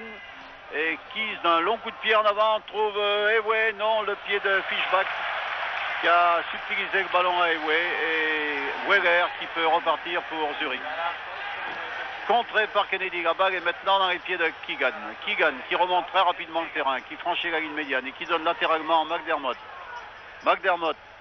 Donc balle sur le côté droit sur Hayway qui est maintenant en position d'ailier droit. Hayway qui pique au centre, qui donne oh là là sur Kennedy qui a été dépossédé d'extrémis par Zigerling et la balle repart pour les Suisses. Il y a un Suisse qui est resté allongé sur le terrain, on ne le voit pas, on va peut-être le voir si la caméra s'approche du camp anglais. C'est Weller qui a été touché par le ballon dans le ventre et qui se tord de douleur. Cependant que maintenant Botron en position du ballon, passe Caisse, est remise en jeu par Schweziller. Malheureusement malheureusement pour le Zurich, interception des Anglais. Et c'est Keegan en position du ballon là-bas. Keegan. Dont on dit qu'il veut quitter Liverpool. Eh bien, il paraît, oui, que Keegan a des propositions de grands clubs comme le Bayern de Munich, le Real de Madrid, Barcelone. Enfin, ça, c'est dangereuse encore. Hors-jeu de Keys. Hors-jeu de Keys. Oui, on dit qu'il quittera Liverpool à la fin de cette saison. On annonce pas mal de changements dans cette équipe. Tommy Smith qui prendra sa retraite notamment et Johnson, le remplaçant de Hayway. Voilà, Weller blessé sur la touche, on est en train de le soigner. Weller sur la touche. Hughes et Neal tranquillement pour Tommy Smith qui redonne la balle à Neal. Et Neal avec Keys sur le bord de la touche. Neal à nouveau. Neal tranquillement qui franchit la ligne et donne un long ballon sur Hayway sur le côté droit. Hayway avec Fischbach et la balle sort en corner, a dit M. Babacan. Corner malgré que le juge de touche avait indiqué une faute. On évacue Weller, c'est-à-dire que les Suisses ne jouent plus qu'à 10 et qu'un remplaçant va rentrer très rapidement, je l'espère, pour Zurich. Tir de Keys qui est intercepté par Kropp devant Keegan. Et les Suisses vont pouvoir se dégager. Chapuisat qui relance sur la poitrine de Keys. Hayway qui rentre au centre du terrain. Hayway qui a bien failli réussir, mais la balle est tout de même reprise par les joueurs suisses. Et c'est Rizzi qui a réussi, non, qui est finalement contré par le Bulldog Tommy Smith là, qui remplace Thompson. Tommy Smith qui a 33 ans maintenant et qui terminera sa saison au mois de juin prochain après une carrière bien remplie à Liverpool.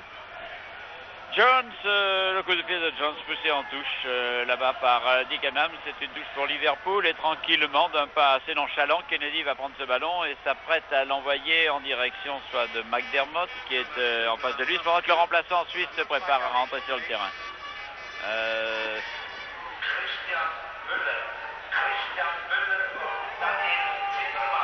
Et maintenant c'est Fairclough. C'est donc McDermott maintenant qui donne le ballon à Keys. McDermott à nouveau. McDermott toujours avec Keys. Les joueurs anglais, ma foi, jouent tranquillement et la balle de de qui c'est intercepté par Chapuisat et Krob, le gardien de but de Zurich, va pouvoir dégager. Le remplaçant suisse vient de rentrer, c'est Alièche. Alièche, le numéro 12 qui remplace Weller. Cependant Bon, les joueurs suisses ont tout de même épuisé leur remplaçant maintenant et ils devront terminer la partie dans cette formation. Car le règlement de la Coupe d'Europe tolère 2 changements au cours de la partie, comme chacun sait. Donc Clemens, tranquille, toujours tranquille, Clemens, très décontracté, très sûr de lui. Alièche, donc le numéro 12, qui a fait son entrée sur le terrain pour l'équipe zurichoise. Long dégagement de Clemens, c'est la tête de Ferklouk et la balle est en touche. La balle est en touche au bénéfice des Suisses. C'est Pisbach là-bas qui va la faire cette touche, Pierre Garonner qui va la faire en direction de qui Pisbach de Kunz qui a dévié pour le nouveau venu Alièche. Kuhn toujours dans les pieds de Bautron. Bautron qui a très bien joué le coup avec Rizzi, Bautron qui démarre. Bautron, bien joué. Bautron qui joue très bien le coup. La passe de Bautron est manquée. Très bien conduite par Bautron, mais Rizzi n'a pas compris l'astuce de Bautron. Il aurait dû démarrer plus rapidement. Et le but aurait pu peut-être être marqué. En tout cas, les Anglais maintenant se dégagent. Une situation dangereuse que nous voyons en ralenti. La passe de Bautron a été mal assurée, c'est bien dommage. C'était la première action très dangereuse conduite par l'attaque de Zurich. Mais nous sommes toujours sur le score de 2-1 en faveur de Liverpool. Et le dégagement de Clemens va renvoyer le ballon dans le camp de Zurich. La tête de Zigerling en direction du remplaçant là-bas d'Ikanam, mais le ballon sort. Et c'est tranquillement Jones qui va jouer cette touche, donc il va confier à Kennedy le soin de l'affaire. En direction de Keegan, interception de la tête de R. Le ballon dans les pieds de Chapuisat. Chapuisat et longue ouverture là-bas en direction d'Alièche. Pisbach avec Ferlog en face de lui. Le ballon Bautron, l'homme le plus présent de l'équipe de Zurich. Et en retrait, Nil. Absolument, je pense que si l'équipe de Zurich comptait tout de même 2 ou 3 joueurs de la valeur de Bautron, la réplique qu'il pourrait donner aux Anglais serait bien meilleure, car vraiment, au milieu de cette équipe, on voit quand même des insuffisances, des joueurs très moyens, et Bautron, isolé au milieu de tous ces garçons, n'arrive pas à conclure. Chapuisat vient de placer en direction de Dickenham. Dickenham lance très bien son ailier là-bas. Garde le contrôle du ballon, le perd. Il y a un hors-jeu d'ailleurs de l'équipe suisse signalé par l'arbitre de touche là-bas. Et le coup de sifflet de l'arbitre sanctionne ce hors-jeu.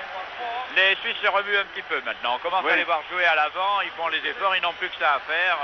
Cependant que l'arbitre, le juge de touche turc impassible, et que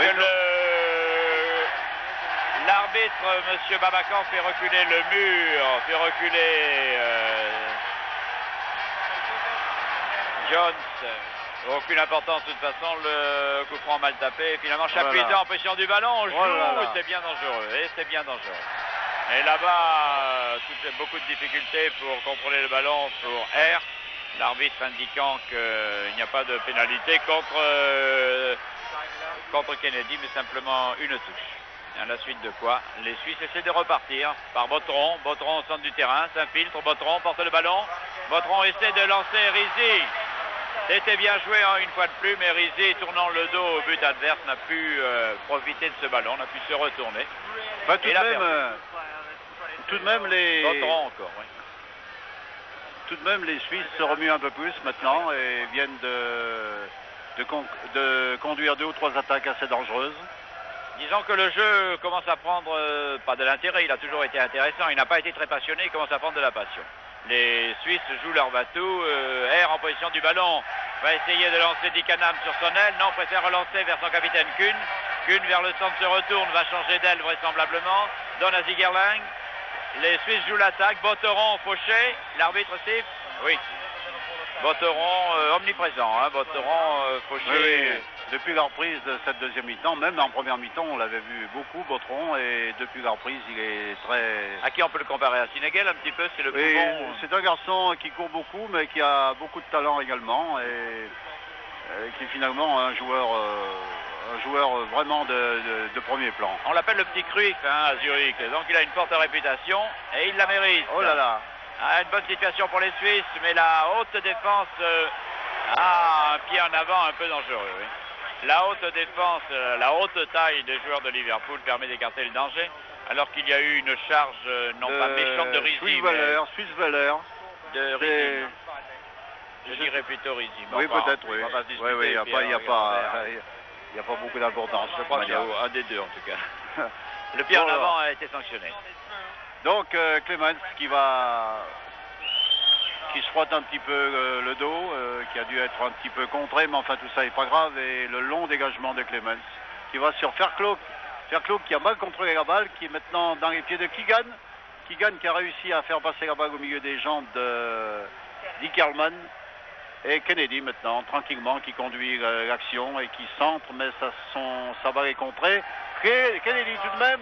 Kennedy qui donne un ballon sur la droite qui finalement est sorti en sortie de but. Sortie de but et les Suisses vont pouvoir se dégager. Toujours 2-1 en faveur de Liverpool. Et Kennedy sur votre écran qui apparaît. Kennedy, l'ancien joueur d'Arsenal qui a maintenant 25 ans et qui a figuré dans l'équipe d'Arsenal, qui a obtenu le doublé en 1971. En battant précisément Liverpool en finale par 2-1. On se fera à Saint-Etienne. Le coup de pied en retrait de McDermott de 40 mètres en direction de Clemens nous rappelle des souvenirs du match aller à Saint-Etienne. Enfin, ça c'est une pratique assez courante chez les Anglais. J'ai remarqué que les défenseurs et parfois même les joueurs du milieu du terrain n'hésitent pas à donner la balle au gardien de but, à leur gardien de but lorsqu'ils sont pris et lorsqu'ils ne trouvent pas de solution. C'est Aliège qui joue la touche pour les joueurs de Zurich qui voulait la jouer, mais l'arbitre indique que la touche est à jouer par Kez, c'est-à-dire par Liverpool. Le Kez va finir par la laisser cette balle à Neal. Non, Neal va se mettre en position, cependant que Keegan part à toute vitesse. Et Neal, Kez, Neal à nouveau, et Neal en retrait à Smith. Smith en direction de Ferlau qui manque le contrôle de ce ballon, qui n'a pas fait grand-chose. On ne l'a pas vu beaucoup, on l'a beaucoup moins vu pendant toute la partie que pendant les 10 minutes où il est venu contre Saint-Etienne.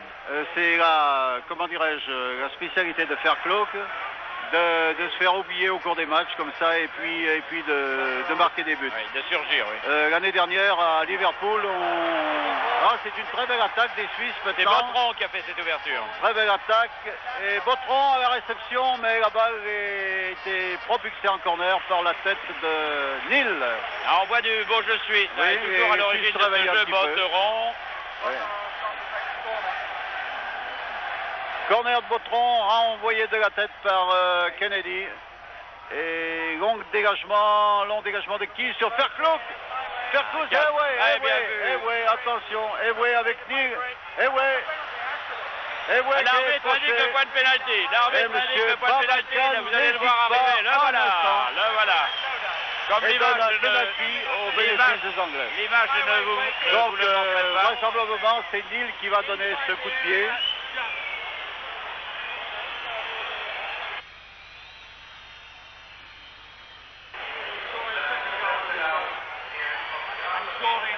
L'arbitre n'a pas hésité une seconde, il est venu de très loin, le doigt vengeur tendu vers le point de pénalty. Et le pénalty va être tiré par Neal, c'est le spécialiste Pierre Garonner des pénaltys. Oui, Neal est un très bon tireur de pénalty, il en a raté très peu depuis longtemps et en général il les tire sur la gauche du gardien de but. Il est sévère ou pas le pénalty, il est mérité? Vous savez, je pense que et on n'avait plus d'autres solutions que celle-ci.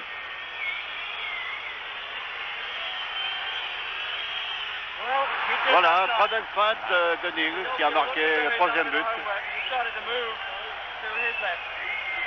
3-1 maintenant au bénéfice de Liverpool. C'est-à-dire Pierre Garonner que le score, voilà le pénalty retiré, un beau contre-pied. Le score reflète votre opinion de la première mi-temps. Vous disiez que Liverpool allait gagner par 2 ou 3 buts d'avance. Nous en sommes exactement là et le match n'est pas fini. Nous n'en sommes qu'à la 23e minute. D'ores et déjà, donc, les Anglais joueront à Rome la finale le 25 mai. Et maintenant, c'est encore Botron qui a été contré par Tommy Smith, qui a donné à Keegan. Keegan, toujours Keegan qui court avec son pied droit et qui donne sur la gauche à Highway. Highway qui a été signalé hors jeu, oui, hors jeu d'Highway. La balle repart pour Kunz. Kunz avec Kennedy à ses trousses. La balle pour Botron. Botron qui a évité Keys, qui est bousculé par Kennedy et finalement Botron obtient un coup franc. Je crois que l'arbitre a sifflé un peu vite car la passe de Botron est tout à fait valable et ces deux avant, Schwetzwiller et Rizzi étaient démarqués. Enfin, ici, M. Babacan a bien arbitré la passe de Alièche en direction de Chapuisat, de Alièche et de Botron, pardon, et finalement le ballon arrive là-bas à R vers le centre. Rizzi en retrait à Zigerling. Zigerling à Weisweller rouvre bien et un bon shoot de Rizzi. Belle action des Suisses, mais un bon arrêt de Clémence. Oui, enfin, les Suisses se sont réveillés un petit peu tout de même. Mais enfin, maintenant, le troisième but vient mettre un point final. Je crois que Rizzi a été basculé. C'est à Liège que l'on va tirer au ralenti, l'arrêt de Clémence. On ne voit pas, il est en dehors du cadre à Liège. Qu'est-ce qui se passe avec Keegan là-bas? Faute contre Keegan, je pense. Monsieur Babacan a donné un coup franc. Non, plutôt au bénéfice des Suisses. Oui, au bénéfice des Suisses. Je crois que Keegan s'est tenu la tête pour camoufler une faute qu'il a peut-être commise lui-même. Donc, Grob va pouvoir dégager son camp.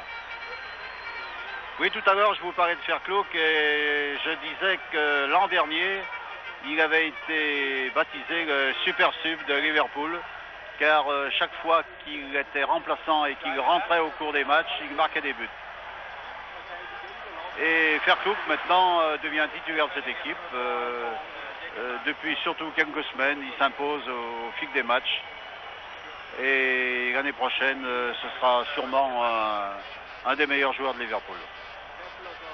Les Anglais relancent loin, toujours en direction d'Aigoué qui est en position d'avant-centre. La tête d'Aigoué ne trouve pas Kez, mais permet à Botteron, partout sur le terrain, de récupérer le ballon, de passer à Fischbach. Fischbach, l'arrière gauche, perd le contrôle de ce ballon, le récupère, ne le donne pas derrière lui à Liège, préfère le renvoyer en direction de Botteron. Et Botteron vers le centre, petite passe en direction de Weisweller et Rizzi. Bonne action encore une fois des Suisses. Et la défense, Smith est obligé de sauver en catastrophe. Hein. Là, la défense anglaise est menacée. C'est Neil qui a envoyé la balle. Oui. Il m'a semblé délibérément en corner. Je ne vois pas pourquoi, monsieur. Je ne sais pas ce qui s'est passé. Enfin, il y a eu un hors-jeu probablement de signalé. Une faute des Suisses. Et Clémence va pouvoir dégager son camp. Enfin, les Suisses montrent qu'ils sont capables de combiner. On revoit l'action en ralenti. Il y a eu plusieurs actions dangereuses maintenant. On ne peut pas dire que la défense de Liverpool soit sur des charbons ardents. Mais enfin, les Suisses jouent beaucoup mieux. La retournée de Kez, Ferglow de la tête essaie de lancer pour Aigoué. C'est un peu la tactique de Liverpool. Ferglow, Aigoué. Les deux hommes très rapides essaient de se créer des espaces. Et ici, c'est Fischbach. Fischbach, alors que le remplaçant à Liège joue plutôt en retrait, le numéro 12. Fischbach, lui, joue à l'aile. Bien, en voyant ce match, je pense tout de même qu'actuellement, le président Rocher, Robert Herbin et tous les joueurs de Saint-Étienne doivent voir cette rencontre avec beaucoup de regrets. C'est à eux que je pense. En tout cas, tous les échos que j'ai entendus de la part des journalistes anglais, des joueurs de Liverpool, sont des propos très élogieux pour notre équipe. Tout le monde s'accorde à dire que notre partie à Liverpool a été remarquable et que nous n'avons pas été battus, comment dirais-je, sur notre valeur. Merci Pierre Garonner de ces commentaires, nous les avons tous faits en même temps que vous. Pendant que Keegan vient de donner une bonne ouverture vers Ferglow qui se laisse subtiliser le ballon par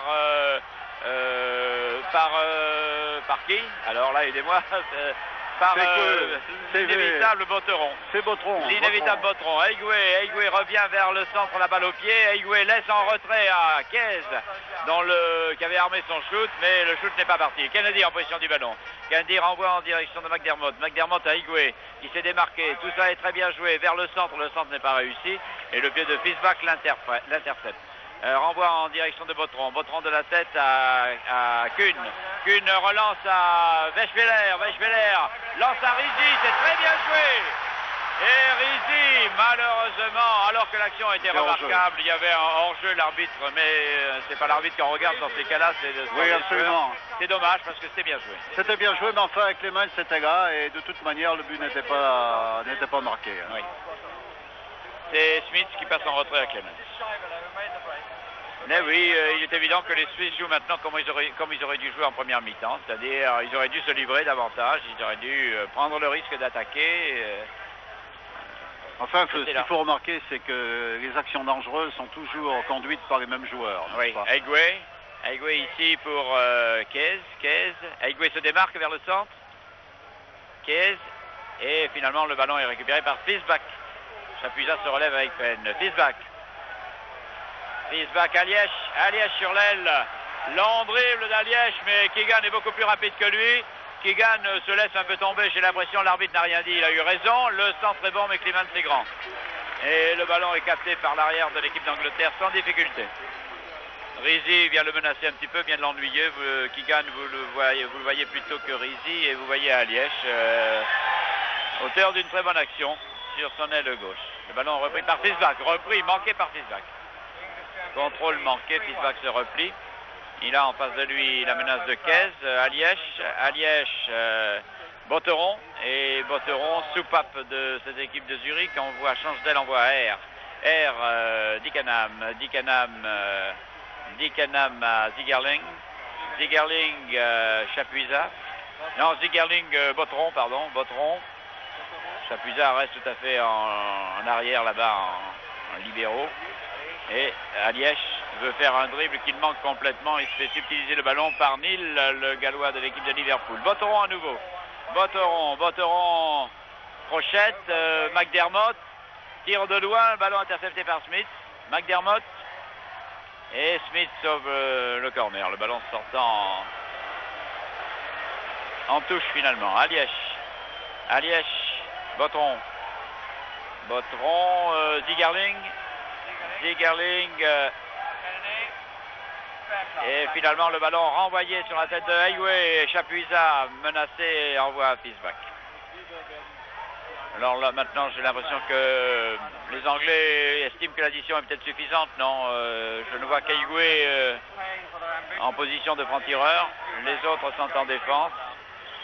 Et Neal a tout le loisir, non, il n'envoie pas à Clemens car Rizzi s'était replié. Il essaie de lancer loin, mais il n'y a plus personne à l'aile et c'est un ballon qui trouve la touche, comme en rugby. J'ai l'impression que les Anglais se contentent maintenant de leur 3-1. Hein. Oui, je pense maintenant qu'ils doivent plus penser à leur prochaine rencontre de Coupe d'Angleterre et de championnat de Ligue plutôt qu'à leur qualification en finale de Coupe d'Europe, car ensuite, je pense qu'ils n'auront pas beaucoup de difficultés.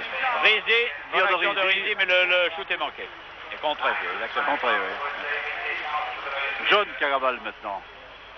John, tranquillement, qui cherche un partenaire et qui lance en avant, mais c'est Chapuisat qui est seul pour contrôler la balle et relancer pour Botteron dans le rond central. Botteron toujours, avec son pied droit qui cherche la droite et qui trouve la tête d'un partenaire. Mais c'est Fairclough qui récupère cette passe finalement. Fairclough et Hayway et Kennedy qui se présente sur la gauche. Kennedy toujours pour Keegan en retrait. Keegan. Toujours Keegan qui repart de plus belle. Keys, déviation de Keys pour Keegan et la balle maintenant pour Hayway qui est revenu sur le côté droit du terrain. Qui est contré par Fischbach et M. Babacan a donné un coup franc exactement dans l'angle de la surface de réparation suisse. Coup franc qui va être donné par Keys. Keys qui, soit dit en passant, est un très bon tireur. Non, c'est Keegan. Keegan qui donne la balle sur la tête de Tommy Schmidt, qui était pour une fois monté en attaque.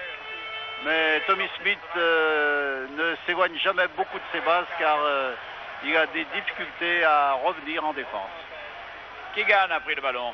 Keegan, omniprésent aussi dans cette équipe de Liverpool qui couvre beaucoup de terrain. Egué maintenant un peu replié est venu chercher ce ballon qu'il lance à Ferlaut. Ferlaut toujours en tireur sur l'aile gauche maintenant. Relance vers Kennedy. Kennedy préfère passer en retrait à Keegan. Keegan, son arrière Neil, Keegan. Tout ça est bien combiné. Keegan retourne, relaisse à Neil en retrait. Neil a pensé que Egué maintenant était venu là, vu que Egué était venu là, que Kess était venu là en renfort, et finalement la touche est jouée rapidement pour Ferglau. Ferglau pris entre deux joueurs de Zurich, Zigerling et Chapuisat, perd le ballon, et c'est Grob, le gardien de Zurich, qui le récupère. Alors qu'il y a quelques mouvements de repli dans le public, alors qu'on est à la 34e minute, certains spectateurs estiment qu'il n'y a plus d'incertitude sur le résultat et commencent à prendre le chemin de la sortie. Oui, c'est assez triste de voir les spectateurs quitter le stade avant la fin de la rencontre. Enfin, les Suisses, comment dirais-je, sont certainement beaucoup moins passionnés pour le football que le sont les Français, et en particulier les supporters de Saint-Étienne, qui sont vraiment des supporters extraordinaires, qui ont beaucoup de mérite, à qui on doit beaucoup. Je voudrais aussi, Pierre Garonner, profiter de l'occasion pour dire qu'une équipe comme Nantes ne serait pas du tout ridicule devant une des deux équipes ici. Hein. Je pense que, il faut tout de même parler du Football Club de Nantes, qui va probablement être champion de France cette année. Et personnellement, je me réjouis de voir ce club à la tête du championnat français, car c'est un club sérieux, qui a formé de nombreux jeunes et qui va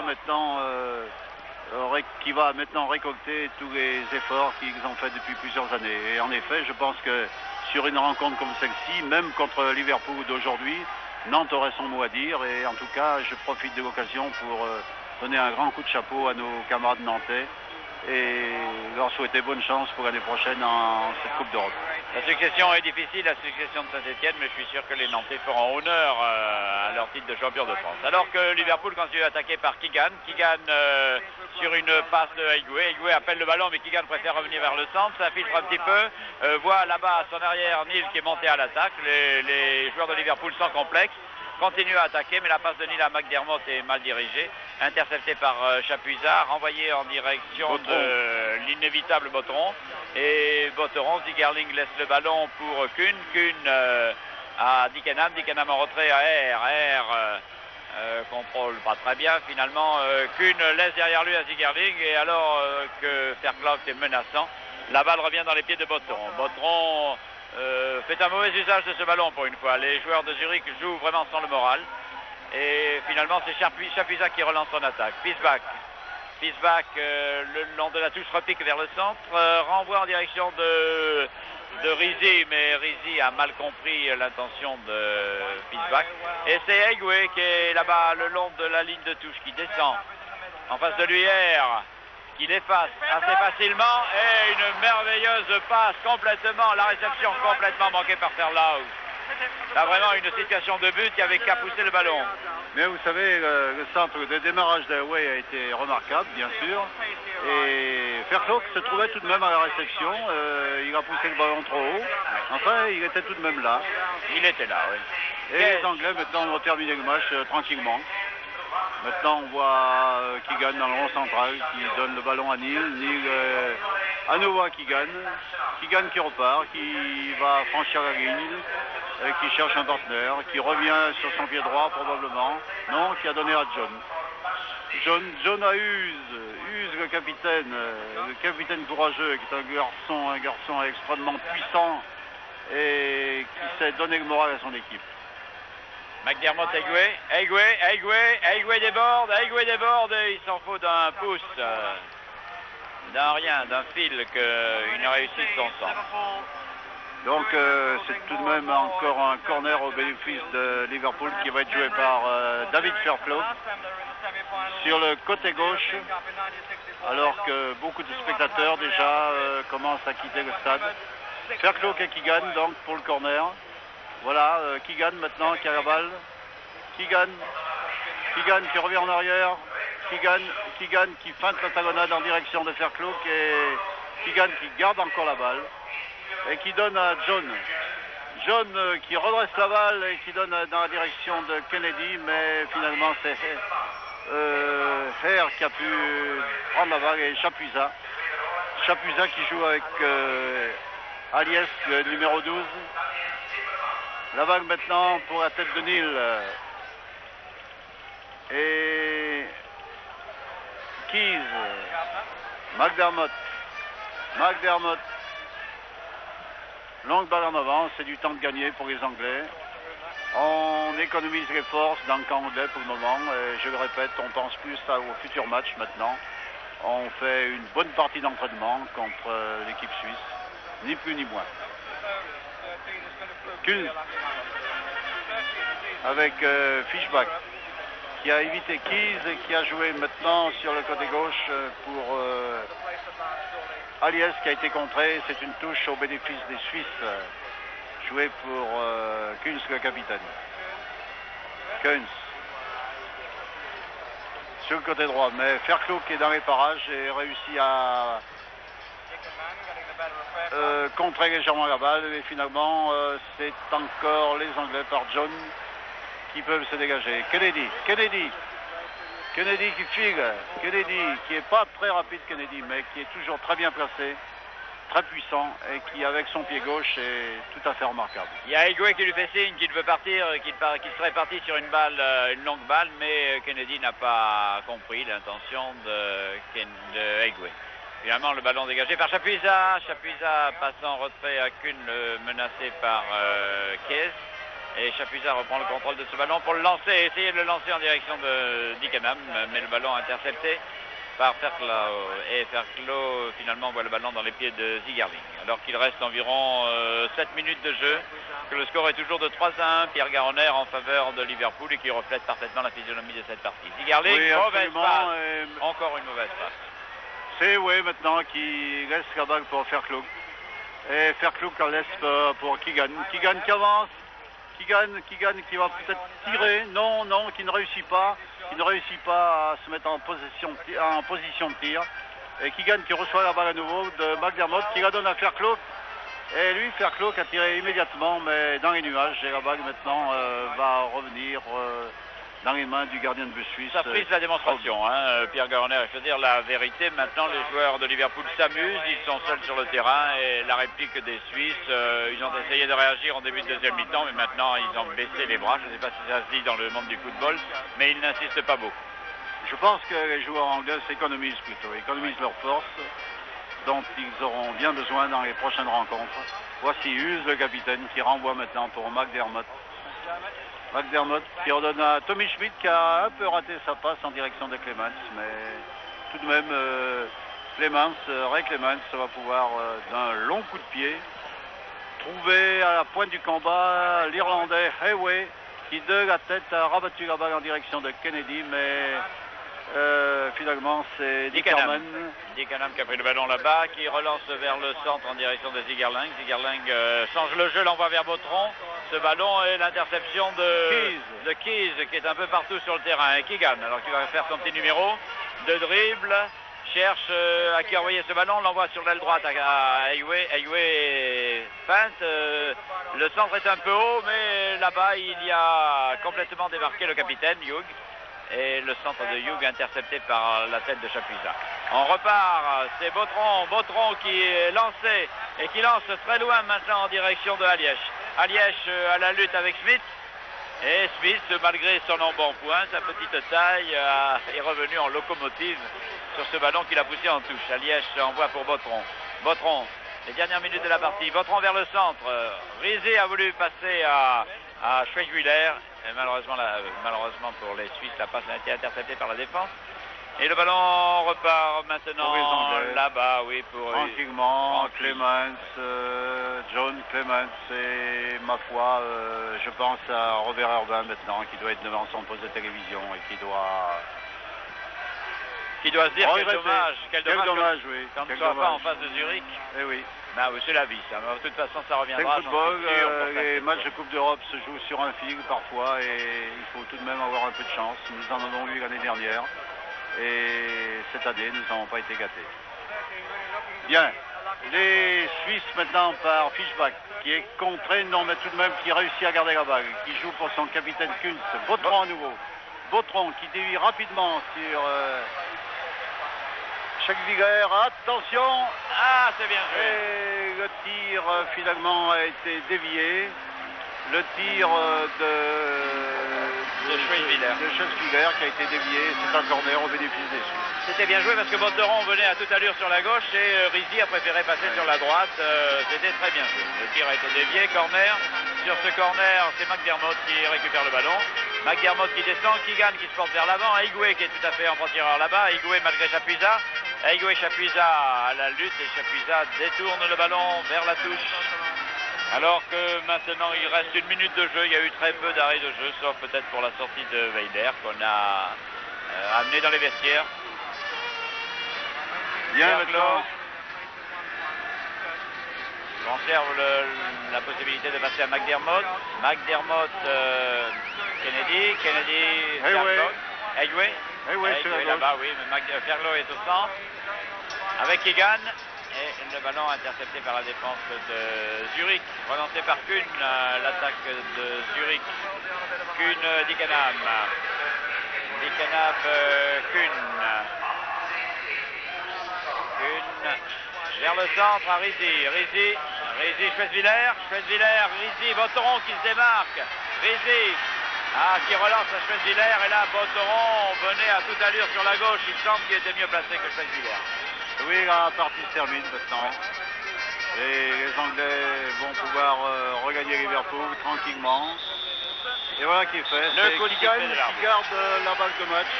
Bon, l'arbitre serre la main du capitaine de Zurich. Je crois que c'est là le dernier geste amical de cette partie amicale que nous verrons. Ça a été une partie sans grande passion, dominée par les Anglais, qui avivent les regrets de Saint-Étienne, mais n'en parlons plus, l'avenir est à Saint-Étienne. Et félicitons Liverpool, vainqueur de Saint-Étienne et vainqueur de Zurich, c'est-à-dire que les vainqueurs de Saint-Étienne ont une bonne chance de remporter maintenant la Coupe d'Europe. Certainement. En tout cas, nous pouvons leur le souhaiter, car c'est une équipe sympathique finalement, qui joue correctement et qui possède des joueurs de grand talent. Et je voudrais dire aux joueurs et aux dirigeants de Saint-Étienne que leur place n'est pas devant le poste de télévision quand la télévision retransmet un match de football au plus haut niveau. Leur place est sur le terrain. J'espère que Kurkovic, Piazza, toute l'équipe, Patney, Sinagel, les Révelli, toute l'équipe m'entend et que nous aurons le plaisir, peut-être avec Pierre Garonner, bien qu'il soit un peu jugé parti en la circonstance, nous aurons le plaisir en tout cas sur TF1 ou sur Antenne 2 prochainement de commenter les matchs de Saint-Étienne. Merci à vous tous de votre attention, merci de votre participation, Pierre Garonner, merci de vous être révélé un parfait et objectif téléreporter. Et je pense que c'est Antenne 2 qui prendra notre relais pour le prochain match de la Coupe d'Europe, ce qui est un signe également des bons rapports que nous entretenons avec nos voisins, confrères, amis et rivaux du poste voisin. Merci en tout cas de votre attention, merci à tous, bonne soirée. Ici Zurich, à vous Paris.